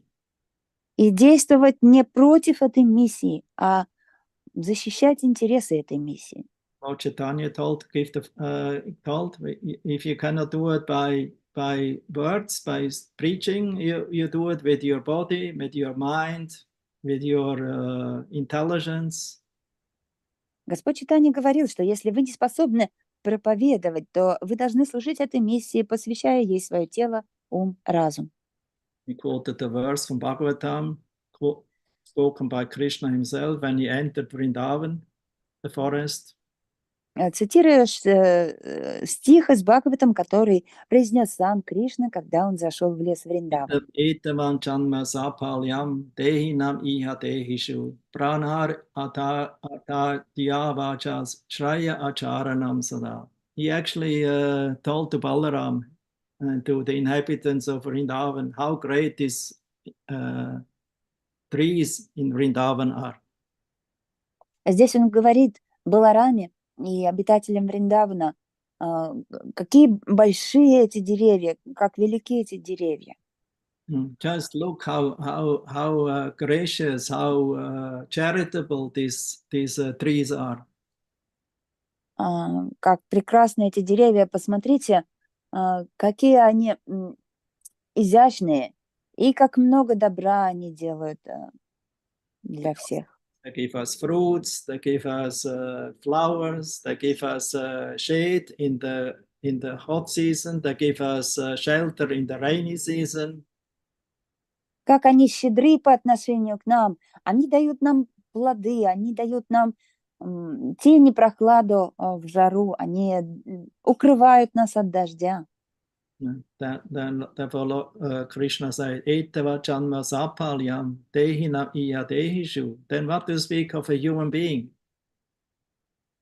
А что говорить о людях? Even if the trees are charitable like that, what to speak of a human being? Даже если деревья так щедры, что говорить о людях? Because the trees are immovable, but the human being is movable. Деревья — это живые существа, которые неподвижны, но человек может двигаться. He has a body with legs, with arms, with hands, and he has senses, eyes, ears, mouth. У человека есть тело с ногами, с руками. У него есть глаза, нос, уши, чувства. He has intelligence. И рот, и разум. He has how to say, certain qualities and how to say, possessions, acquisitions. И качество характера, и есть имущество, чем он владеет, и приобретение. So he told Lord Krishna said, all these should be engaged for the benefit of other living entities. Все это нужно использовать на благо других живых существ, говорит Господь Кришна. First of all, the prana. Prana means your body, your senses. Начиная с праны. Прана означает чувство и тело. The second one is diya, your intelligence. Второе — дхия, разум. Third one is vacha, the words. Третье — вача, слова. And the other one is artha, your achievements. И артха, достижения. Your qualities. И качества. Your achievements, your acquisitions, your belongings. You should engage that all for the benefit of others. Shreya acharanam sada, for the ultimate benefit for others. Итак, свои достижения, свои таланты, свое имущество, все накопленное мы должны использовать на служение другим, на благо других. Sri Chaitanya Mahaprabhu instructed all his devotees in this way. Шри Чайтанья Махапрабху дал наставление своим преданным таким образом. Because he was the gardener of the Chaitanya tree. Поскольку был садовником этого дерева Чайтаньи. And this tree has unlimited branches and leaves and fruits. У этого дерева были бесчисленные ветви, листья и плоды. And Lord Chaitanya himself, as the gardener, was collecting these fruits and relishing them. And he also distributed amongst his associates and devotees. Господь Чайтанья был садовником в этом саду. Он собирал плоды с этого дерева и распространял, раздавал их своим спутникам, своим преданным. This tree had so many fruits. На этом дереве очень много плодов. Unlimited fruits. Бесчисленное количество. See with our neighbor, he has one tree here nearby, one is an apple tree, another one is a plum tree. So many fruits, and he has to ask everyone. He cannot eat everything himself, so he asks all the neighbors and people, relatives, please come and take as many fruits you can take. Например, у нашего соседа здесь всего два дерева, яблоня и сливовое дерево, и их так много, этих плодов, он не может и съесть их один, поэтому их постоянно раздает всем, приглашает всех собрать эти плоды. The tree gave so much. There was, even all the devotees were full up to the neck, then they could not eat more than that. So Lord Chaitanya told them, give it to others, share it with others. И эти дерево Господа Чайтаньи, оно было такое щедрое, что он, пригласив всех преданных, они напитались этими плодами и больше уже не могли унести. И Господь Чайтанья им сказал, тогда раздавайте другим. So that's actually the mission of Lord Chaitanya. That's Lord Chaitanya's great mercy, kindness. В этом милость Господа Чайтаньи, такова его величайшая милость и доброта. And he told, don't make any distinction to whom you give it, to whom to go and to whom not to go. И также он сказал, раздавайте всем безо всяких различий, не выбирайте, кому дать, а кому не дать. So, but that only a very dedicated devotee surrendered fully to the Lord's and the superior's mercy and fully surrendered in a humble mood of Sharanagati can accept this order and become instrumental in it. И его наставления приняли только очень возвышенные преданные, которые предались ему, которые предались наставлениям Господа и высших наставников, которые были в настроении Шаранагати. Только они стали инструментами в миссии Господа. To preach actually means you have to be a liberated soul. Поэтому проповедовать означает, что вы должны быть освобожденной душой. Or at least be a realized soul. Либо самоосознавшей душой хотя бы. So why people respect the Prabhupada, not only because of his old age, but also because of his control of mind, control of, I would say, Prabhupada told because of control of sex and all the regulative principles he followed very strictly, and he was completely fearless.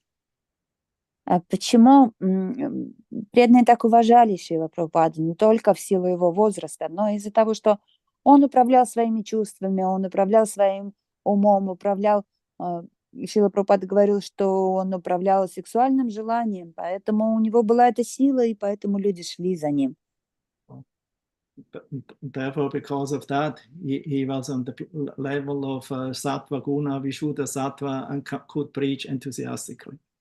Поэтому он был на уровне саттва-гуны, вишудха саттвы, поэтому он мог проповедовать с энтузиазмом. So, and this is not proudness, this is not arrogance. I want to show you that we're better than everything else. No, they're convinced, and they preach this out of mercy and out of humility. И это не гордость и не высокомерие, что мы самые лучшие, а это именно благодаря кротости и смирению человек может принять этот процесс полностью. Already mentioned, somebody who is an Jnani, he cannot feel mercy, he cannot feel, how you say, compassion. И обрести эту милость, как мы уже говорили, гьяни не способен ощутить эту милость и не способен испытывать сострадание. Because they're only concerned about their own liberation. Потому что они стремятся только к собственному освобождению. But the devotee, no, he is naturally humble and therefore compassionate. Но преданный, он естественным образом смиренен и поэтому сострадателен. Because he never considers himself, I'm the enjoyer. I'm not the enjoyer. I'm not the enjoyer of anything, also not the enjoyer of the result of my preaching. Поэтому преданный говорит, что он не является наслаждающимся, он ничем не наслаждается и также не наслаждается результатами своей проповеди. Never mind, I try, because this is my life. This is the order given from above. Что бы ни происходило, я пытаюсь проповедовать, потому что я выполняю наставления, данные мне свыше. I have no free will. У меня своего выбора здесь нет, свободы выбора. A surrendered devotee has no more free will. He gives everything to Krishna like a slave, like a humble servant, kinkara. Therefore, Lord Chaitanya says, Ainandata nucha kinkaram patitamam vishame bhavam buddho. Oh, my dear Lord, I'm your eternal servant. Please pick me out from this ocean of burden death.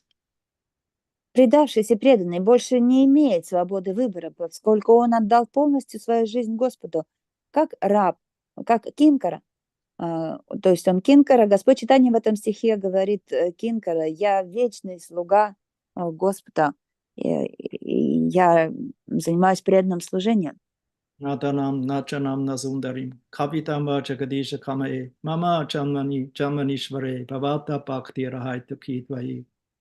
Such a Vaishnava is not even making an attempt or having a desire for liberation. Что бы ни происходило, я принимаю все. Такой вайшнав даже и намека на желание освобождения не имеет. Or any material rewards, like good family, nice wife, nice children, nice bank account, nice career. Точнее, даже не пытается делать шаги к освобождению и также не имеет никаких желаний вознаграждения за свое служение в виде благополучия, богатства, хорошей жены, хорошей семьи, детей, Nice education. В виде хорошего образования. Prabhupada, in one address in London, he told, you should not think this Krishna conscious movement or this temple is made just to give you something material, to give you food, give you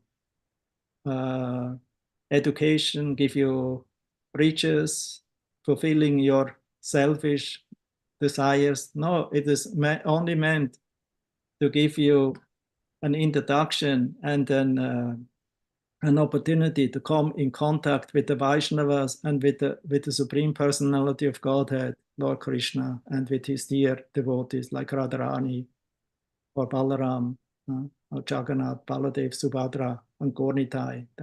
So in this way we have opportunity to get the darshan of the personality of Godhead. That's the meaning of the temple, and the devotee, the Vaishnava, is introducing the people. Don't come here to get your material desires fulfilled. It gives you devotional service. That's the prize. That's the award. Шрила Прабхупада в одном выступлении в Лондоне сказал, что не думайте, что это движение сознания Кришны предназначено для того, чтобы дать вам еду, образование, богатство и исполнить ваши материальные желания. Нет, мы даем вам вступление, описание преданного служения, для того, чтобы вы здесь увидели слуг Господа и получили даршан божеств, то есть близких слуг Господа, таких как Баларама, божества Баларама, Джаганатха и Субхадра, и чтобы вы увидели божества Гауру Нитай и имели возможность заниматься преданным служением, поэтому преданным мы преподаем эту науку. So now to come back to the four Kumaras, they were on the way to get this experience, this realization by the Lord's causeless mercy. А сейчас мы возвращаемся к истории 4 кумаров. Они были на пути ощущения этого, то есть получить беспричинную милость Господа. Although they could not, although they heard about the Lord from Brahma, and about the Lord's incarnations, about his personal qualities, they could not accept in the beginning. И хотя до этого они уже слышали описание Господа от своего отца Брамы и об инкарнациях Господа, они не могли это полностью принять, Because they were convinced jnanis. поскольку были убежденными гьяни. Prabhupada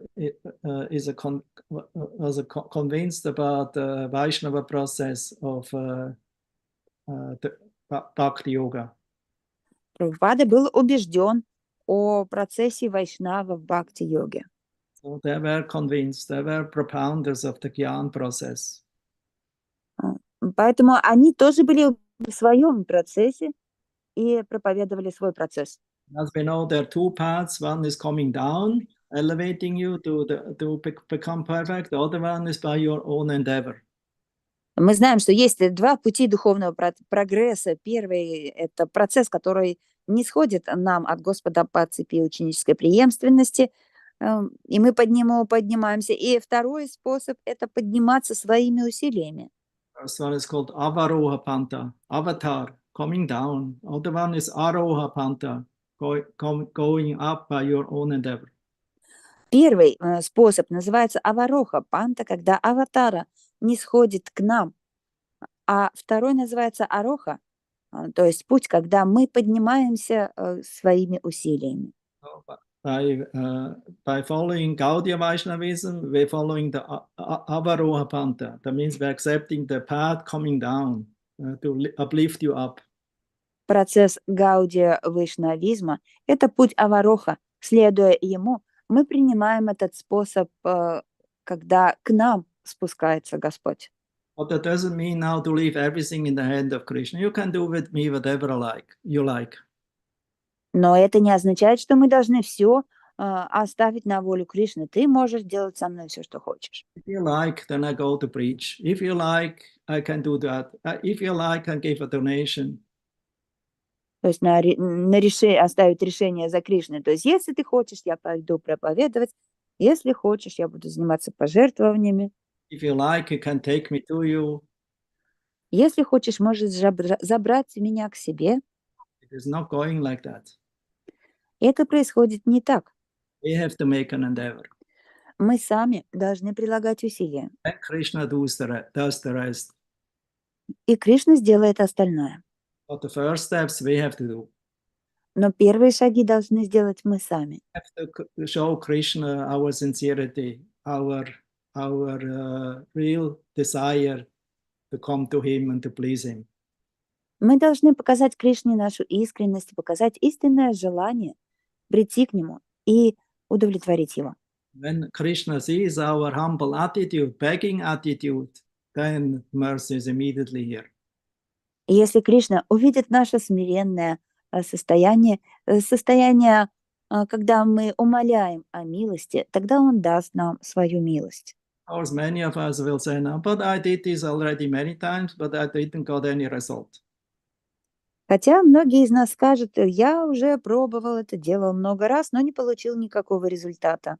Krishna also has the right to test you. Ведь у Кришны тоже есть право проверить вас. Therefore, we have to face different tests. Поэтому мы должны пройти через много разных тестов. Because without tests, we cannot grow and we cannot become strong. Испытаний. Ведь без испытаний мы не сможем вырасти и стать сильными. Test is there. The test he wants to really, Krishna really wants to test or so that we prove our sincerity. Испытания должны быть, потому что с помощью испытаний Кришна видит нашу искренность. Это способ доказать нашу искренность и свои усилия. But I can tell you one thing. Even if you consider yourself very, very sincere and you think you can pass the test, if you are not humble and extremely humble and submissive to the lowest, we will not pass the test. Но еще я хочу добавить, что даже если вы считаете себя искренним, преданным, но при этом у вас нет смирения, нет этого экстремального смирения и ощущения себя нижайшим, то вы этот тест не сможете пройти. Therefore, Prabhupada's translation of the word mercy, of what is the word? Поэтому перевод Шрилы Прабхупады этого слова милость, анутапа. Anutapa, yeah, anutapa. Перевод. It is the mercy, because it is the mercy of the Lord who puts you in the proper consciousness of dependence on Him, that you, because of your wrongdoing, you did something wrong, you feel guiltiness, you feel some remorse, like the Kumaras, and therefore you feel a deep regret in your heart, and that gives you the proper attitude to offer a suitable prayer from the heart, not in imitation or in repeating something without actually understanding its meaning and even staying behind the prayer, but a really deep prayer from the heart, in deep surrender and dependence on the Lord. And that's where the Lord is, where Krishna or Lord Narayana is responding. That's His mercy. Здесь Шрила Прабхупада переводит слово анутапа именно словом милость, потому что когда преданный, то есть здесь раскаяние эквивалентно милости, потому что это Господь дает свою милость, когда мы делаем что-то не так, мы начинаем испытывать угрызение совести и раскаяние, и тогда у нас появляется правильное отношение к ситуации, и мы начинаем молиться. Причем это должна быть искренняя молитва, раскаяние, а не какая-то имитация и молитва, то есть сожаление о содеянном, без понимания. Мы должны быть по-настоящему в глубоком молитвенном состоянии. И на такое искреннее состояние Кришна ответит и даст нам еще милость. Like Srila Prabhupada in his address to the Hare Krishna Maha Mantra, he told the genuine cry of a devotee chanting the Hare Krishna Maha Mantra immediately attracts the Krishna, who is also Hara, that means his internal energy, who is like the mother, immediately coming, running to you to save you and give you whatever you need. Как Шрила Прабхупада, рассказывая о смысле Харе Кришна Махамантры, говорил, что это как искренний плач ребенка, который зовет мать. Если вы искренне повторяете Харе Кришна с молитвенным состоянием, то Кришна немедленно, как и мать к ребенку, придет к вам на помощь. The only imitating a cry or pretending a cry. А если ребенок просто балуется, капризничает, плачет, Or making a show out of crying, that will not attract the Lord. или притворяется, что он плачет, то это не привлечет, такая наша молитва не привлечет внимание Господа. Because Krishna, the Lord in the heart, sees your sincerity. Поскольку Кришна из сердца видит вашу искренность, Your earnestness, your deep sincerity. вашу серьезность и глубину вашей искренности. That is what Krishna responding on for every living entity, even Именно, if it is not a devotee. именно на эту серьезность, и глубину и искренность отвечает Кришна в сердце, даже на искренность, если это не преданный, Krishna is он ultimately отвечает. the well-wisher of everyone. Ведь Кришна, он абсолютный доброжелатель для каждого. He also came as Vyasadeva. И он также и пришел в облике Вьясадева. Why he gave the Mahabharata first and not the Bhagavatam? Почему он сначала дал Махабхарату, а не Бхагаватам? Because out of his mercy, he wanted to give everyone a chance, also the Shudra Dvija Bandhunam.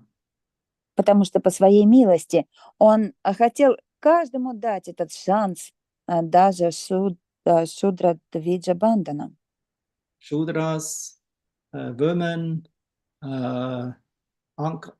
unqualified Brahmana, family members of Brahmanas, И шудрам, и женщинам, и неквалифицированным членам, то есть потомков браманов.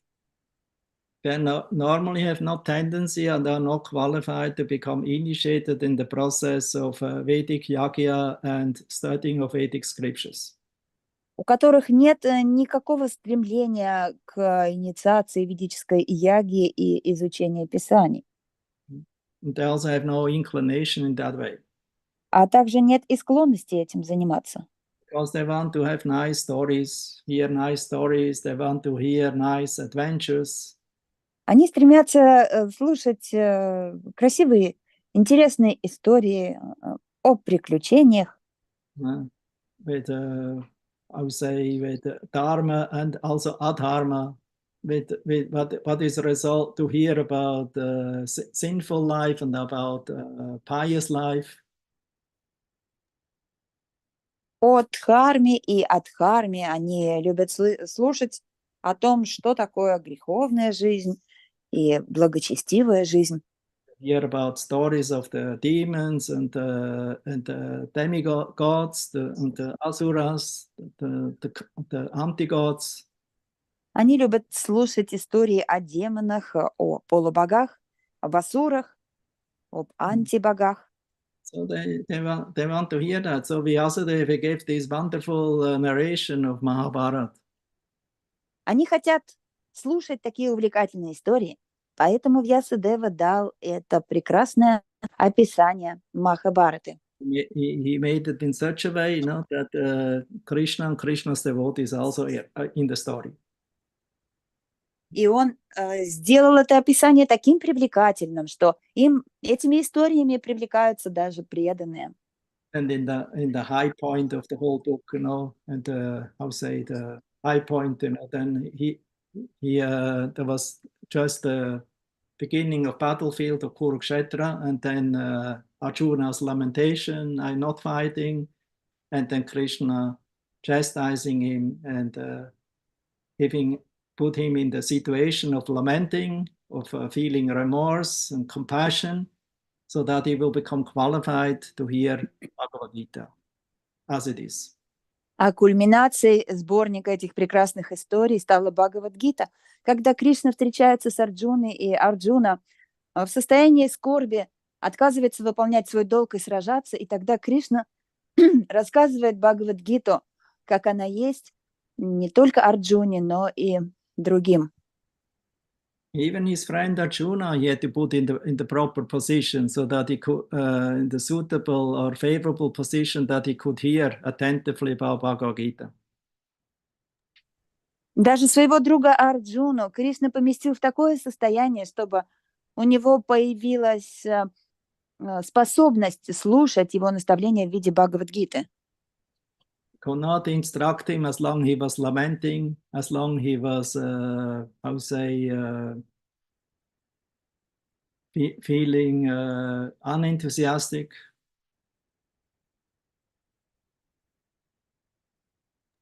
Он не мог давать ему наставления, когда Арджуна был в состоянии скорби, когда у него не было вдохновения, As long энтузиазма. false compassion. до тех пор, пока у него была жалость к He was ready to argue with Krishna. родственникам, и он был настроен спорить с Кришной. So in that beginning, he was not ready to accept Krishna as his teacher, as his master. То есть в самом начале Арджуна еще не был готов принять Кришну своим учителем и господином. Of course, he's eternal servant of Krishna, eternal associate of Krishna. He's in Krishna's friend. He's a great personality, completely liberated. But Krishna put him in this illusion, in this situation, so that he could speak Bhagavad Gita. Конечно, он вечный спутник Кришны, он его друг, это величайшая личность. Арджун, его близкий спутник. Однако Кришна ввел его в эту иллюзию для того, чтобы появилась возможность передать Бхагавад-гиту. Then Arjuna told, now I'm your disciple, I fully surrender to you. Please tell me what I should do. В результате, после своих смятений, Арджуна сказал, сейчас я полностью тебе предаюсь, скажи мне, что я должен делать. So these were the people, although the big part of Mahabharata has nothing to do with bhakti and with devotion and with surrender to the Supreme Personality of Godhead, but this book brings you to that point. Хоть она и создана для людей, которые склонны слушать эти интересные, увлекательные истории, но она вовлекает читателя так, чтобы привести его к Бхагавад-гите. Srila Vyasadeva, although he thought I do something good for the people, to uplift them, even the lower classes, he felt not satisfied in the heart.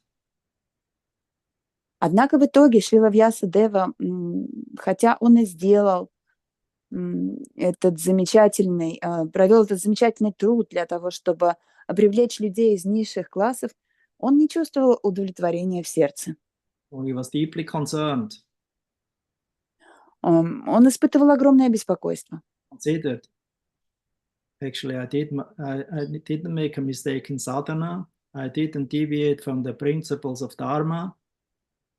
И он стал размышлять, я не нарушал садхану, я не отклонялся от принципов дхармы. I always perform my sandhyas regularly 3 times in a day. Я постоянно совершал свои сандхи регулярно 3 раза в день. And I wrote this wonderful book, the Mahabharata. Я написал эту замечательную книгу Махабхарату. Why I feel empty inside? Why I feel not satisfied inside? Почему же внутри у меня пустота и неудовлетворенность?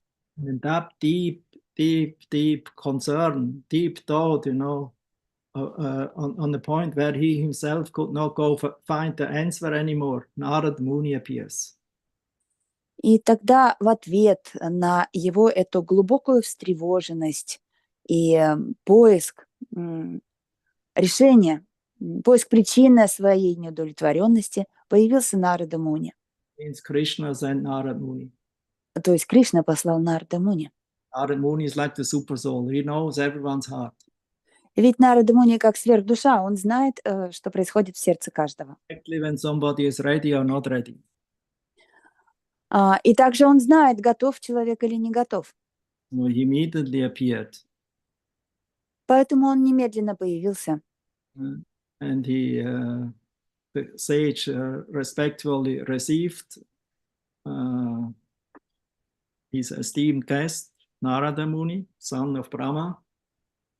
И мудрец с почтением принял этого великого гостя, Нарада Муни, сына Брамы.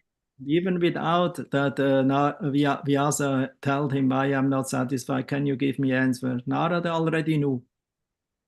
Вьяса даже не успел сказать ему о своей неудовлетворенности и то, что он искал ответ. Нарада Муни уже знал. You're not satisfied because you didn't glorify in your work Lord Krishna on the process of Bhakti Yoga. И он сразу ему сказал, не дождавшись вопроса, ты не удовлетворен, поскольку ты не прославил Кришну и бхакти-йогу. Therefore, although you thought I will do something good for the people, you actually give them poison. You encourage them in the name of Dharma to engage in fruitive activities. Поэтому, хотя ты думаешь, что сделал что-то полезное для людей, на самом деле нет, потому что ты дал им стимул к кармической деятельности. And in this way, you actually kept them in this in illusion of in the material world. Что вызывает их иллюзию и привязанность к материальному миру. Actually, your duty will be to teach the people, because you are a seer, you know the truth. You should teach them and show them the way to the ultimate truth, to the ultimate goal. А на самом деле, твой долг, поскольку ты мудрец и провидец, показать людям путь к абсолютной истине и дать им абсолютную истину. He encouraged Vyasadeva to compile the Srimad Bhagavatam. Таким образом, Нарада направил Вьясадеву на написание Шримад Бхагаватам. For Vyasadeva, he followed the instruction of Narada sincerely. Вьясадева искренне последовал наставлению Нарады. Narada left, he concentrated himself fully under the instruction of Narada and the absolute truth, and then he got the darshan of Krishna. He saw also Maya, he saw the material energy, and he saw how the conditioned soul fully under the influence of Maya.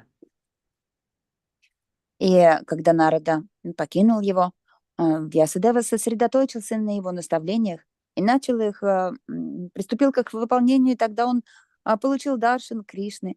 Он увидел, что такое майя, что такое материальный мир, и как он обусловливает материальные души, то есть души, обусловленные, находящиеся в нем.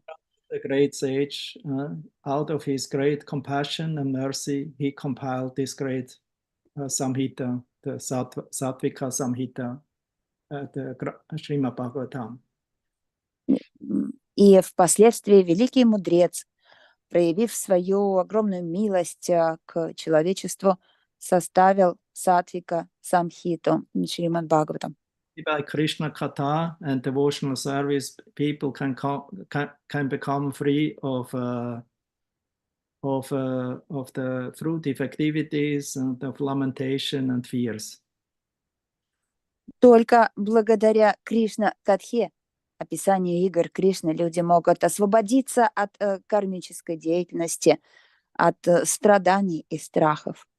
Because material sense gratification leads to illusion. Поскольку материальное удовлетворение чувств вводит человека в иллюзию. It leads to attachments. И приводит его к привязанностям. And that causes great fear. И это вызывает огромный страх. And then laments. И скорбь. So the result of hearing regularly Krishna Katha is to become free of attachment and fear and what else I told? And lamentation. Поэтому регулярное слушание Кришны Катхи избавляет от человека от привязанностей, от страхов и от скорби. So therefore the Bhagavatam is the spotless Purana. Бхагаватам — это Пурана, которая не имеет никаких изъянов. Also it teaches us the path of the Paramahamsas. Поскольку дает нам учение о пути Парамахамс. The four Kumaras are Paramahamsas of the highest order. 4 кумара — это Парамахамсы высшего порядка. But in the Paramahamsa means somebody has no interest in material sense gratification, who is free of fear and free of lamentation. Парамахамсы — это те, кто не имеет стремления к удовлетворению материальных чувств, которые свободны от страха и печали. And they were completely absorbed in the Brahman realization. И они полностью погружены, кумары были полностью погружены в осознание Брамана. And as we know from Bhagavad Gita, the Brahman realization is the beginning to devotion to bhakti. Как мы знаем из Бхагавад-гиты, осознание Брамана – это первая ступень преданности в бхакти. Brahma Bhuta Prasanatma na sochati na kankshati samak sarveshu bhuteshu mat bhaktim labhate param. So there bhakti begins. С этого начинается бхакти, как говорится в этом стихе. So therefore Krishna says, from all those who come to me, from the karmis, from those who are in need, those who are curious, or those who are in anxiety, the jnani, the one who is come to me out of knowledge to realize me, is the best. Поэтому Кришна говорит, что из 4 типов людей, которые начинают поиск меня по причинам того, что они либо карми, либо они в нужде, либо они любопытные, либо они страдают. Лучшая категория из них – это те, кто ищут знания. Поэтому гьяни – это наилучшая категория. The Kumaras are the best of the Jnanis, and they also ultimately, when they received the darshan, merciful darshan of Lord Narayana, they became best of the devotees. А кумары были лучшими из гьяни, и когда они получили даршан Господа Нараяны, они стали лучшими из преданных. That's the process how to receive the mercy. Таково описание процесса, как получить милость. As Krishna says, somehow or other, either by fruitive activities or by jnana, or by with the purpose for liberation, or by directly approaching me, one should somehow or other engage in devotional service. Так что Кришна говорит, что неважно, как вы обращаетесь ко мне, либо из-за того, что человек стремится к результатам, либо с помощью гьяны или других путей, главное, чтобы он начал заниматься преданным служением. Although the story with the Kumaras and with this incident with the 2 doorkeepers is a little tragic. Хотя это история о кумарах, и это происшествие с 2 стражниками немного трагично. But ultimately everyone was benefited and was happy. Но в конечном счете все получили благо, абсолютное благо, и были счастливы. Whatever happens in Krishna consciousness, even if it is not, even if it looks sometimes tragic, will turn as a great blessing, so that we can make further and more deeper advancement in always be more absorbed in Krishna consciousness. Так что все, что происходит в процессе сознания Кришны, даже иногда, если кажется трагедией, это предназначено для нашего прогресса и большего погружения в сознание Кришны. So good. I'm stopping here. So we could not read all the verses. We took the 46 and 47. So next time we will continue with 48. Huh? Здесь мы остановимся, другие стихи мы не успеваем дочитать, поэтому в следующий раз начнем со стиха 48. 48 to 50. С 48 по 50. The title I will give them. Описание Царства Бога. Good. We are a little late. What we have? Oh, very late. Задержались немножко, даже сильно задержались. So I will accept one question. Один вопрос только сможем разобрать. It's a very good one, not an ordinary. Только самый лучший, необычный, непростой вопрос.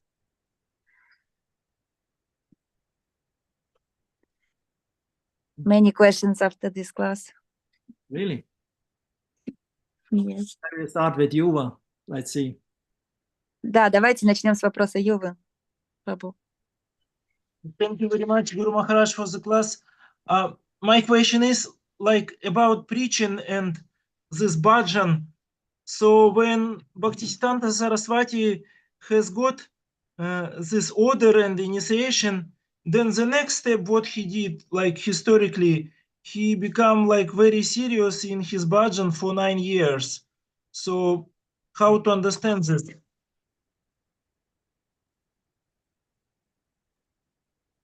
Вы переведете сами для точности? Или перевести?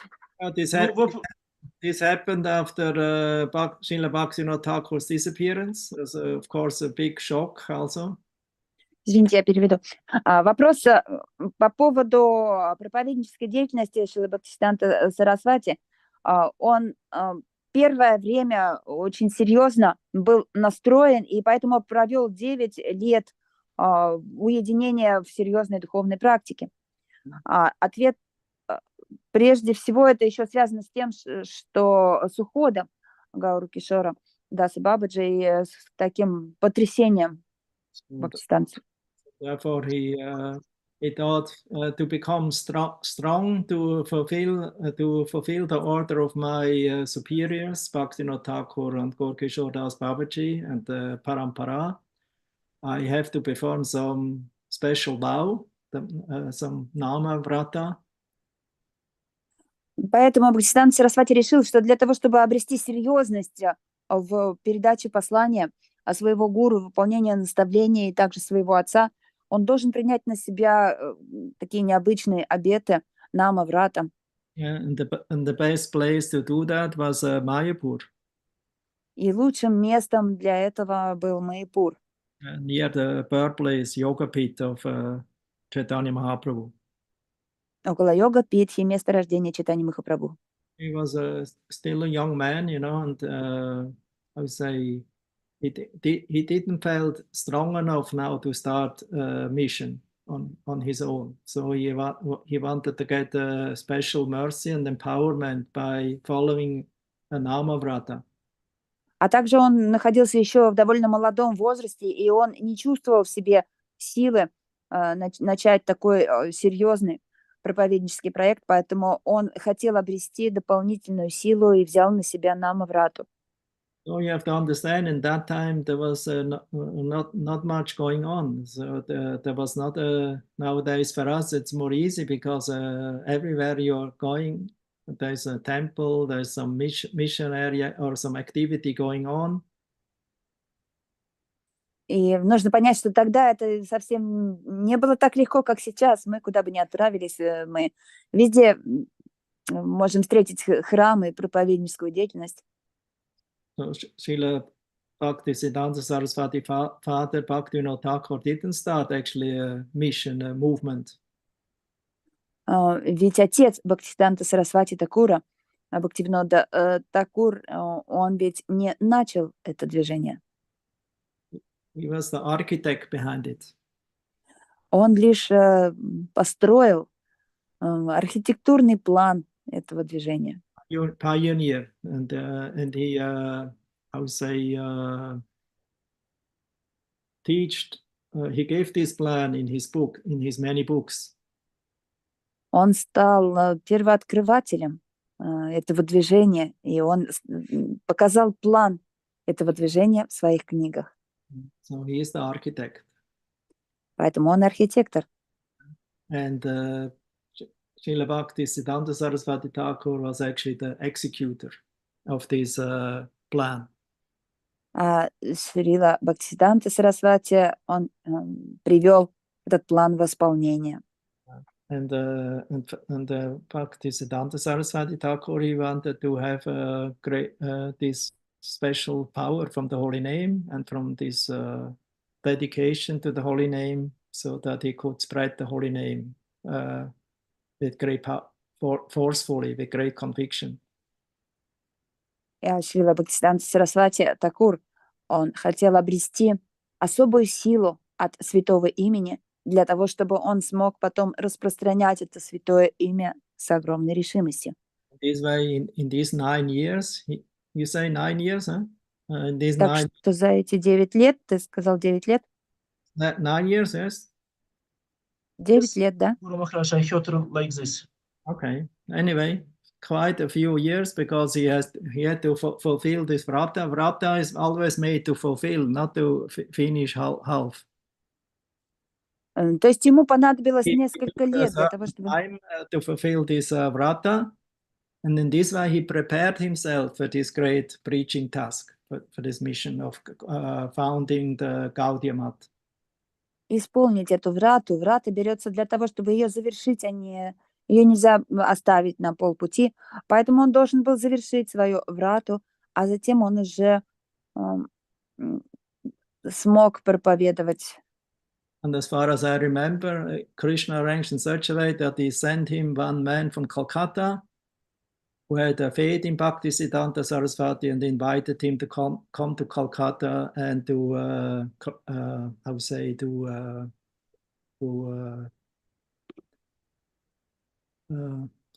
inaugurate and to this Gaudiya Math mission.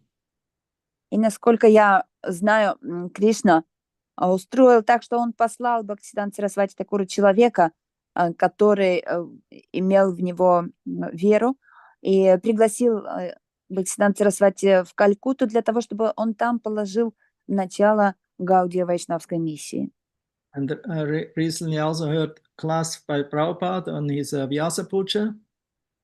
И также я недавно слышал лекцию Шрилы Прабхупады на его Vyasa Puja, where he told, actually I met my Guru Maharaj in 1922. где он говорит, что встретил своего Гуру Махараджа в 1922 году. He ordered me to preach Lord Chaitanya's teachings to the English-speaking world. И получил от него наставление проповедовать учение Господа Чайтаньи в англоговорящих странах. But I was already married. Когда он был уже женат. And I already had one son, one child. Шрила Прабхупада говорит, я уже тогда был женат, и у меня уже был ребенок. Although I felt I should immediately join now my Guru Maharaj's mission. Хотя я ощутил порыв в это же мгновение присоединиться к миссии моего Гуру Махараджа. I first fulfilled my family duty. Но все же сначала я выполнил свои семейные обязанности. And only by Krishna's arrangement in 1933 he received the initiation. И позже по особому плану Кришны он получил инициацию в 1933 году. Only many years later, again about 10 years later, or even more. И лишь спустя много лет, может быть, 10 лет или даже больше. In 55, he left the home. В возрасте 55 лет он оставил дом. And only in the end of 50 he accepted sannyas and he settled in Vrindavan and prepared himself to go to America. И только ближе к 60 он уже принял инициацию, то есть принял саньясу, жил во Вриндаване, и тогда он решил ехать в Америку. Prabhupada told in this address, it took me over 40 years to ultimately fulfill the order of my Guru Maharaj. И в своем подношении Шрила Прабхупада пишет, что мне понадобилось более 40 лет, чтобы выполнить наставление моего Гуру Махараджа. Maybe think, oh, I wasted my time. То есть можно подумать, что человек теряет время. But it was actually not wasting time. I had to prepare so that I would be ready to go to the West. Но на самом деле это было не потеря времени, это была подготовка, моя подготовка, пишет Шрила Прабхупада, к моей поездке на Запад. Because he didn't want to be like some of the disciples of Bhaktisiddhanta who went to the West in the before the Second World War, middle of 30s. Потому что он не хотел, чтобы получилось так, как получилось у других учеников Бхактисиддханта Сарасвати Такуры, которые поехали на Запад в середине 30-х перед Второй мировой войной. They didn't, catch the proper time. потому что они приехали в неподходящее время. And they were not very greatly successful. И у них не было такого большого успеха. But also told one time I was invited by one of my godbrothers. Шрила Прабхупада также рассказывал, что как-то раз его пригласил его духовный брат. And there was prasadam. Там был прасад. And then they had a fork and knife for eating. И там положили вилку и нож для еды. It was a godbrother who was in the West. Это был его духовный брат, который был на Западе.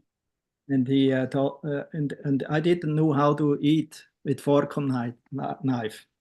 Шрила Прабхупада сказал, я не знал даже, как обращаться с ножом и вилкой. So that godbrother told me, you should learn how to eat with fork and knife. That's how they do. И тогда духовный брат сказал, тебе нужно научиться обращаться есть с ножом и вилкой. Они так на Западе все делают. And Prabhupada told, I don't want to go to the West to learn from that, to learn from them how to eat. И Шрила Прабхупада ответил, я собираюсь на Запад не для того, чтобы научиться у них как есть. I came there to learn them how to forget it. Я хочу приехать и научить, как забыть эту привычку. How to forget your anarthas, your bad habits. Как забыть свои анархи и дурные привычки. And teach you the real habit, the artha. И научить их истинным, то есть полезным привычкам, не анархам, а артхам. Another time Prabhupada told, if we go to preach to foreigners or to outside people, we should not, it's like go fishing. You have to learn how to catch the fish without getting wet. И еще на эту тему Шрила Прабхупада говорил, что если вы едете проповедовать в другие страны, то вам нужно научиться словно ловить рыбу, при этом выйдя сухим из воды. Or like Prabhupada also told to one student in America, he asked him, Swamiji, why you coming here? И одному студенту в Америке, одному ученику на вопрос Свамиджи, зачем вы сюда приехали? He told, I come to give you that what you have forgotten. Шрила Прабхупада ответил, я пришел дать вам то, о чем вы забыли. So they have forgotten Krishna. Вы забыли о Кришне. Krishna culture, how to act in devotional service. О культуре Кришны, о том, как действовать в преданном служении. And that Srila Prabhupada came to give. He didn't come as a beggar. He told you all came as beggar to learn to beg from the Americans and from the Westerners. Please give me technology, give me this science and that science. А для этого Шрила Прабхупада поехал на Запад и в Америку. Он говорил, что вы все ездили в Америку и на Запад как просящие. Вы говорили, дайте нам технологии, дайте нам образование. So I didn't come as a beggar. Поэтому я поехал туда не чтобы просить у них. So I came to give you something. Я приехал, чтобы им дать. And it was actually the duty of the Indians who were born in Bharatvarsha. Хотя на самом деле это долг каждого индийца, который родился на земле Бхаратварши. They took this mission of Chaitanya Mahaprabhu not as very important. Однако жители Индии не приняли миссию Чайтаньи Махапрабху как нечто важное. Bharata Bhumite Hoile Manusya Channa Bharata Bhumite Hoile Manusya Channa Chara Santikara Para Upakara. Everyone who is born in Bharatvarsha, his duty is to perform welfare activity for the highest benefit of others. Каждый, кто родился на земле Бхарата Варши, несет на себе обязанность сделать, то есть принести это послание другим, So, другие страны. Srila Prabhupada took this mission very serious, therefore all glories to him. Шрила Прабхупада принял эту миссию очень серьезно, поэтому да здравствует эта миссия, да здравствует Шрила Прабхупада. He came to the right time. Он приехал на Запад в должное время, And he never made a compromise. в подходящее время, и он никогда не делал компромиссов. Never changed anything. И никогда ничего не менял. And so therefore he became powerful because he became a true representative. Поэтому он обрел полномочия, и поэтому он стал истинным представителем. Hare Krishna. Okay, Yuva. Yes, thank you very much, Guru Maharaj, for elaborate answer. Thank you, Hare Krishna. Then other questions maybe another time. Huh? You can write it down or send me separately. Другие вопросы, оставшиеся, давайте в другой раз разберем, либо напишите мне их, пожалуйста. Okay, then next time. Тогда в следующий раз. I will write, Guru Maharaj. I have a couple of questions. Thank you. Hare Krishna.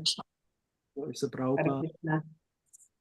Hare Krishna. Guru Maharaj. Thank you. Thank you. Hare Krishna, Guru Maharaj. Thank you very much. Hare Krishna. Hare Krishna, Guru Maharaj. Thank you, Guru Maharaj. Janmashtami and the Vyasa Puja appearance day. У нас скоро Джанмаштами и Вьяса Пуджа Шрилы Прабхупады. There's a little packed class in direction of these two events. И у нас будет такой объединенный класс в предвкушении этих двух событий.